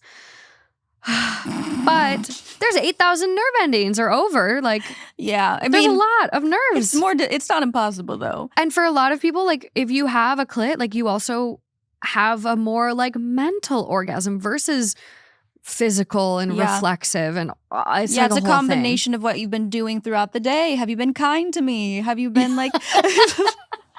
But also, did I get a compliment? Compliments equals come. Yes. And also the other thing that pissed me off about this story that I kind of forgot because I was getting mad about other stuff is the fact that like if I were sleeping with someone and they just got up in the middle and left the room, like let's talk about that. What are you doing? What the hell? What are you doing? And then he's saying it hurts, but that was a lie. It was a lie? Yeah. Because when he said that, I was like, well, maybe you need to get her more wet. Like, if it's hurting, maybe that's also or another... lube. Yeah, or use, lube. Like, totally. Bring out the coconut oil. Let's go. Bring out whatever. Sure. Yeah. I mean, I have to say this, like, just to be crystal clear, if you're a latex condom user, you cannot use coconut oil. Because it makes it less effective? Yeah, it can kill the condom.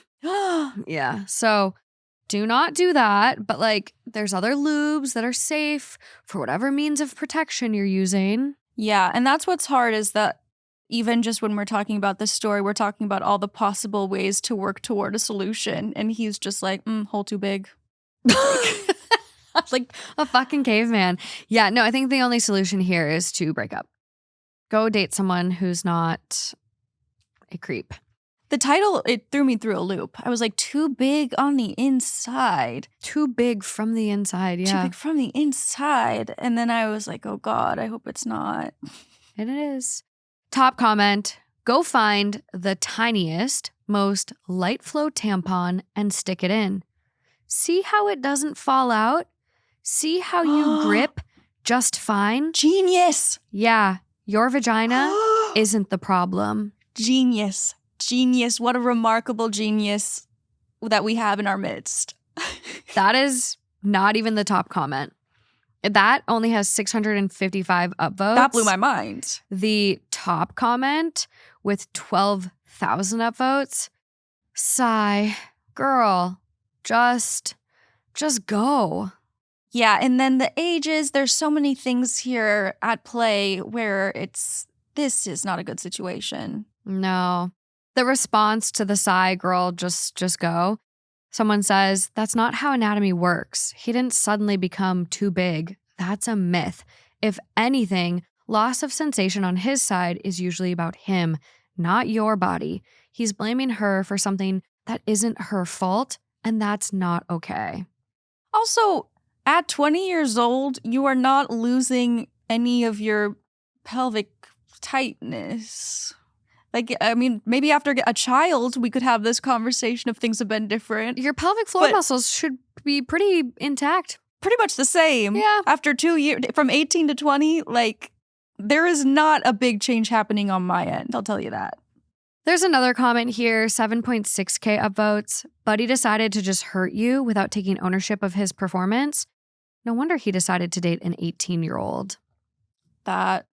And honestly, like, he really thought he could get away with that because she is so young. Thank God she went to Reddit. Because she's on that precipice of, like, almost knowing these things for sure herself. But she's, like, not totally there yet. And I think that's when you go to other people and you get that confirmation. Yeah, I started having sex too young, I would say. But even at 20, I'd only had a couple sexual partners. And it's like, I didn't know how my body worked. Like, I don't even think I had an orgasm until after I graduated college, 100%. I agree. I think that was the same for me. I was like, I must have been at least... When did I start using vibrators? I think, well, that was like also a big part of why, yeah, vibrators definitely helped. And I had them in college, but I still feel like I didn't like know for sure if that's what was happening. But I definitely like did not have them with a person. Yeah. Until like 25. Yeah. Like dating Justin actually showed me like what sex could be when it's good. Justin's gonna love this episode. No. Like, this is what I like. But like I had like a lot of people that were just like, I don't know, selfish. Yeah. just like, and I didn't know how to communicate. I was young. No, it's really difficult. Trying not to rock the boat. You don't even know how to ask for what would work because nothing has so far. So it's like, No. how do I? So like, I get exactly where she's at. Totally. And you, I don't know if you're not familiar with like anatomy or online and how this is a myth. And it's like, well, maybe he's right. Yeah, he saw like 3 tweets that says when a woman has sex with different people, that's the same man 30 times, she becomes that size or something. I don't know. The one about the key kills me. Oh, God. Yeah, like a key can turn multiple locks without... It's a great key. It's a skeleton key. But what's a lock that opens for multiple keys? A bad lock. A useful lock. A dexterous lock. People are crazy. I don't see an update on this one. It is only a couple days old, so... Can we DM her? We'll send a message. We do have a couple comments I'm seeing now that I'm looking. He was addicted to porn before, but he left it a long time ago. I can ask him about it. If he still goes through the same thing, but I personally also don't think he does anything like that. He's very occupied with his job, studies, and our relationship. They find time. Whoa. They find time. In their car, at work, on a lunch break. He had a porn addiction, but it just ended. And he has these weird ideas about sex and not really feeling anything for no related reason. Okay. There's another comment here. It is very true. We have a huge age gap. That has always been the problem. I remember him asking me if I should continue this relationship because I will grow up and we won't be able to have the same connection as we did in the start. I thought nothing of it at the time and said to continue, but now I do see it in this sense. Wait, he's saying that their connection will get worse as she grows up and that their connection was so magical because she wasn't grown up? Yes. I will say I'm getting like English is maybe second or third language based on the typing and everything. But still, I'm getting enough like what that meant. Yeah. Yeah. Either that or as you grow up, you might think I'm a creep. I don't know. We both met in college. I liked him first since he was a sweet senior. A super, super, super senior.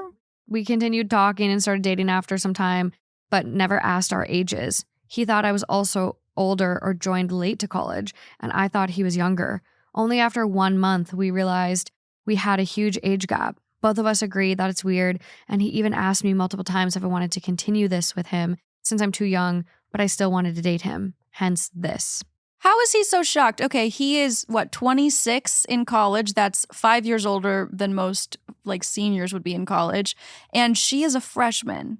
And then he's shocked that this is their age gap? Come on. That sounds like, oh my God, if you've watched Age of Attraction, when the guys are like, oh my God, you're 22?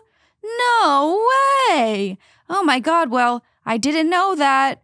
And I fell in love with you not knowing that, so pass. Like shocked meme. Pikachu. Yeah. Sure. No, yeah, that is the age of freshman. Yeah. 19 if you're lucky. Very seemingly, again, real account. They joined Reddit back in 2021. Has been collecting achievements since.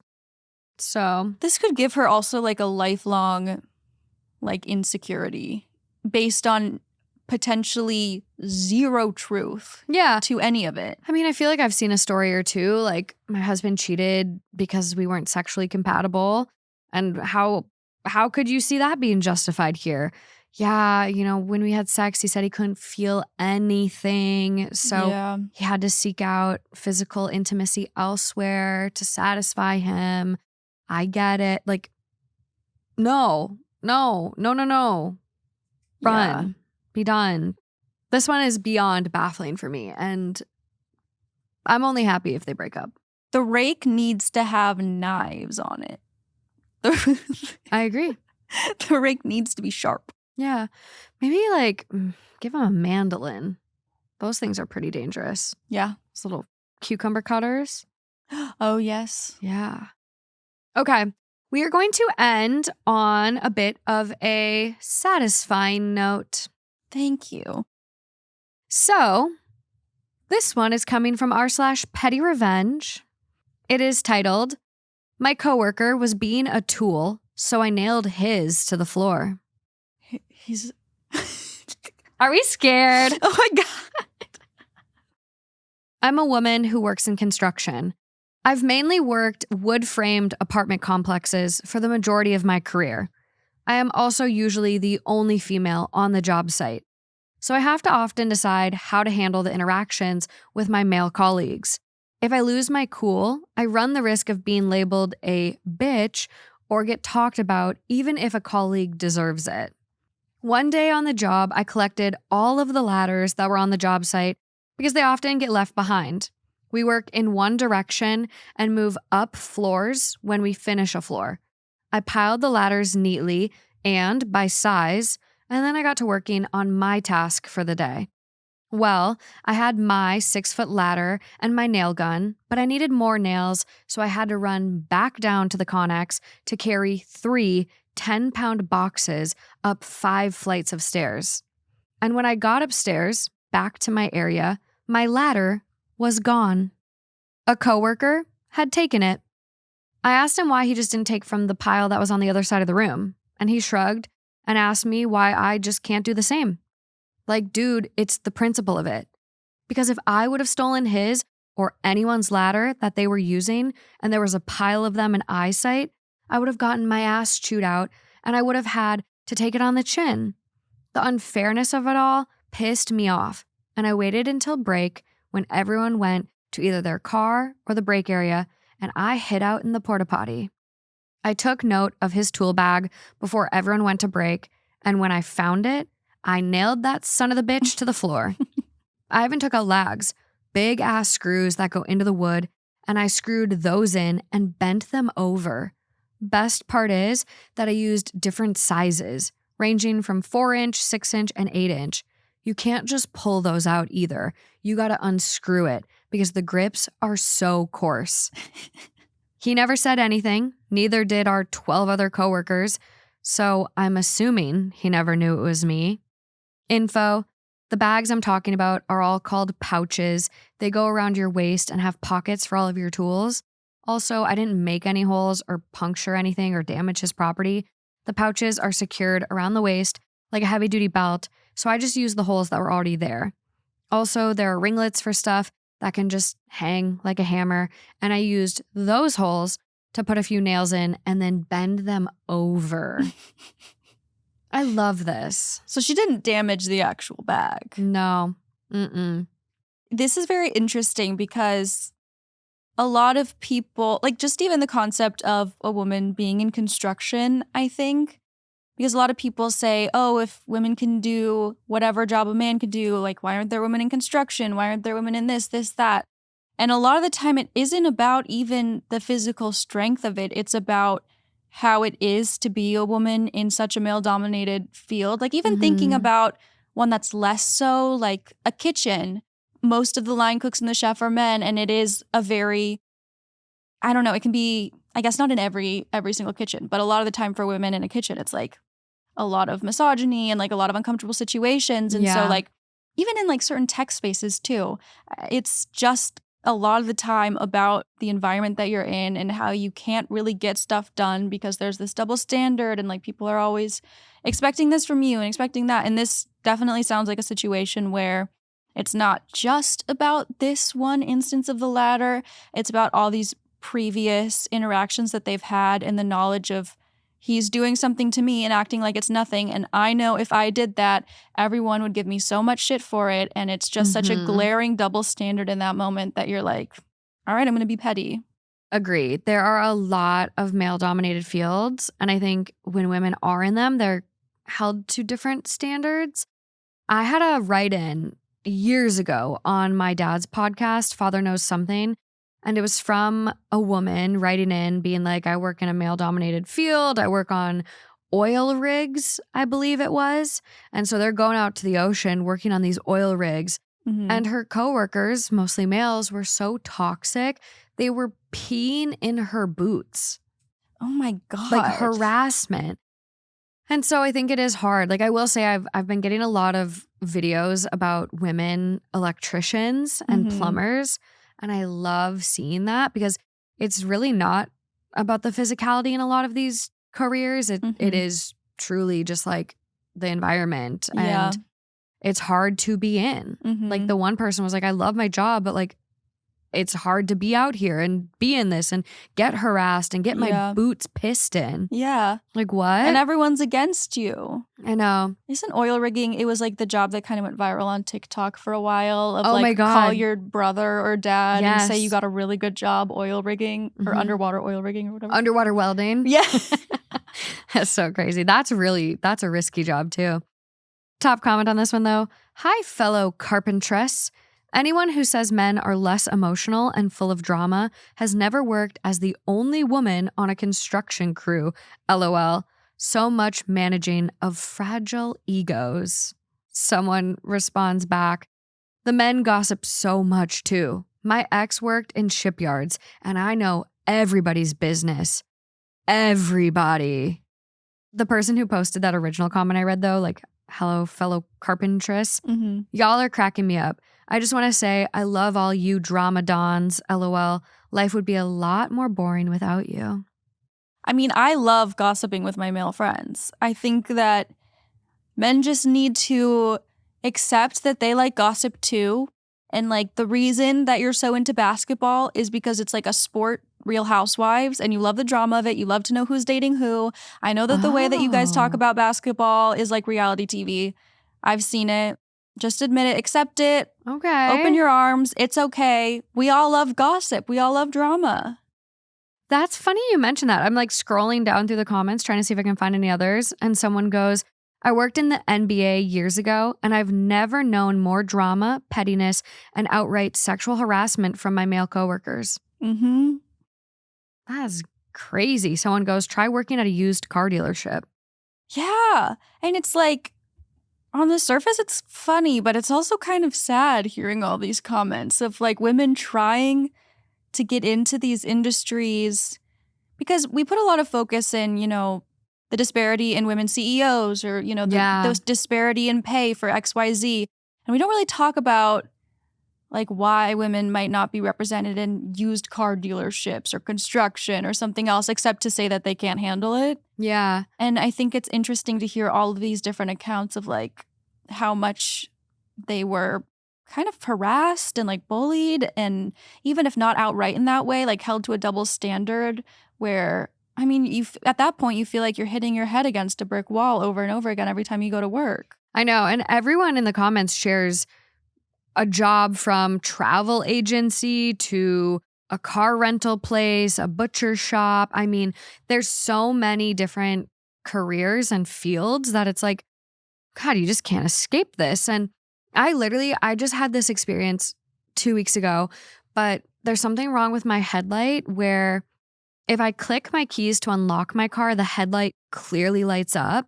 But then if I'm getting in it and driving during the day, I get a malfunction and an error code that it says like daytime driving light malfunction, but the light itself works. So it's a fuse or it's wiring or it's XYZ. I'm not sure. Yeah. So I brought it into the dealership and I was like, okay, I'm going to get an oil change, but like, can you also look at my light?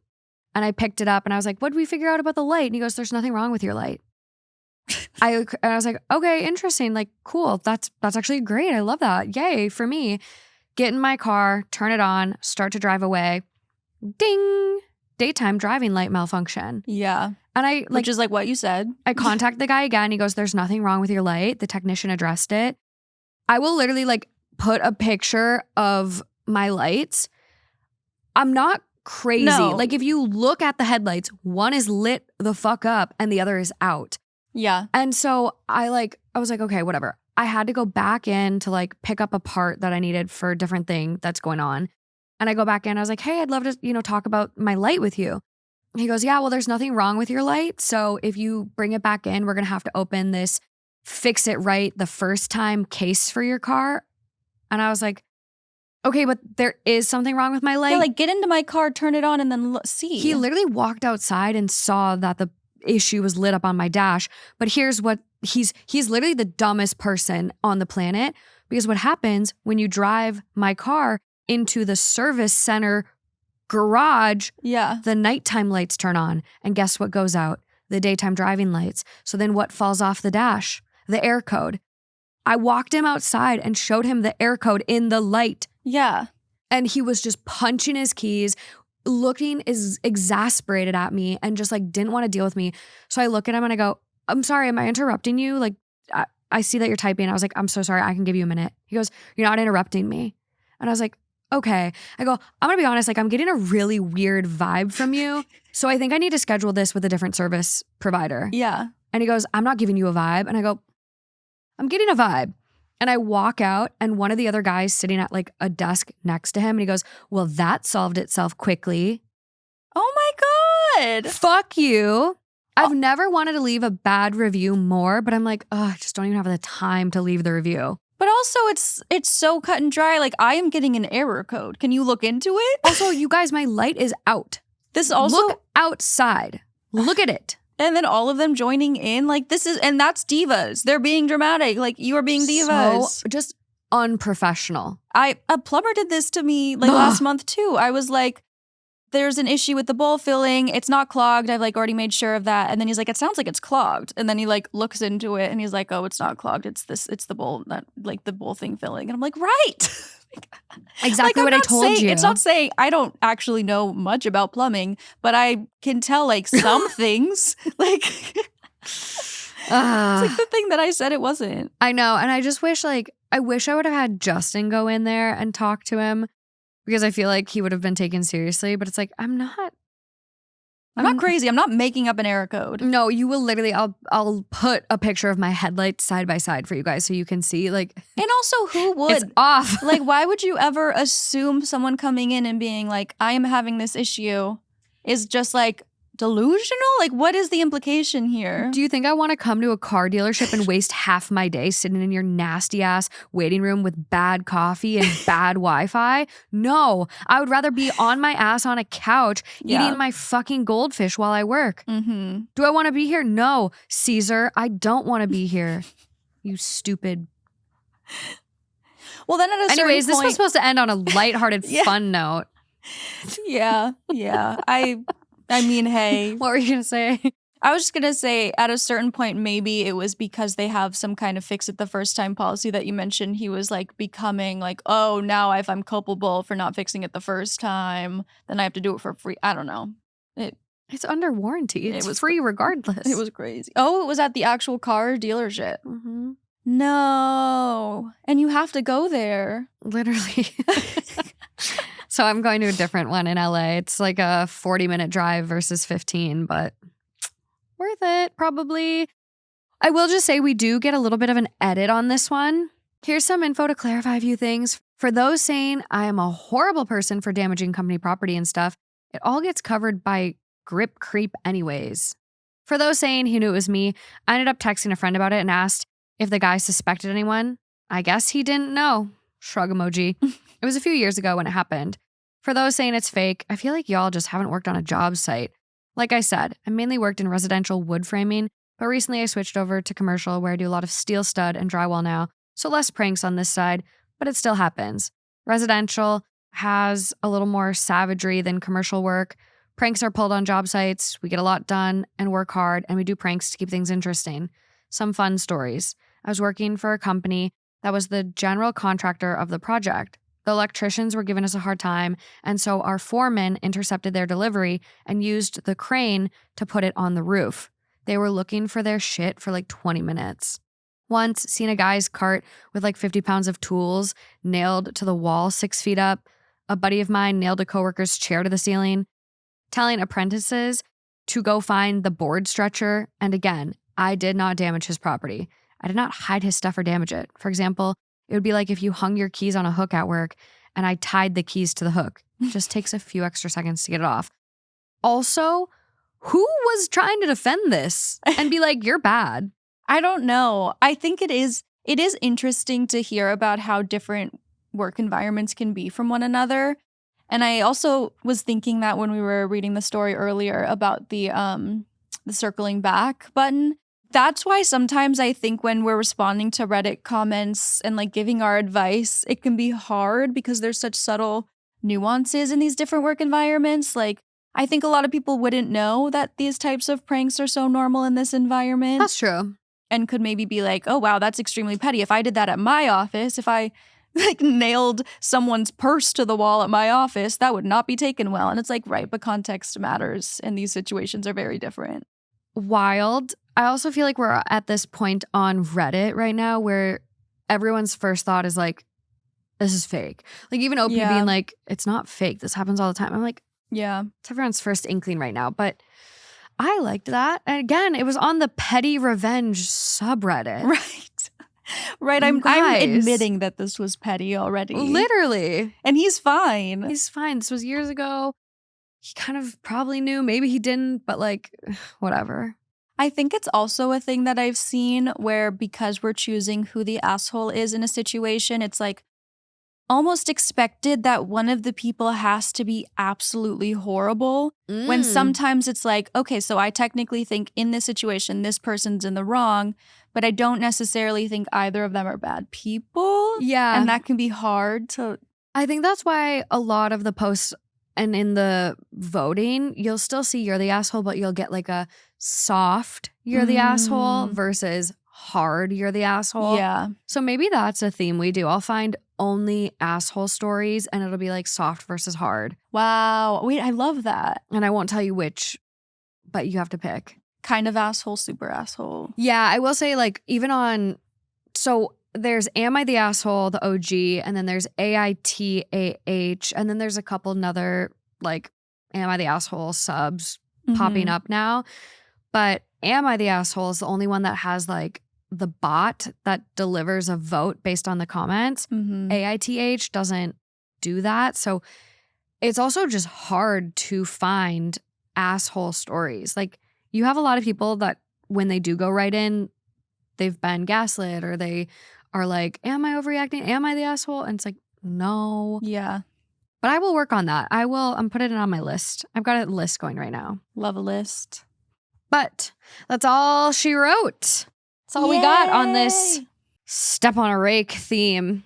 I think this will definitely be a part 2 eventually. I could see that. This feels like that kind. Step on a rake.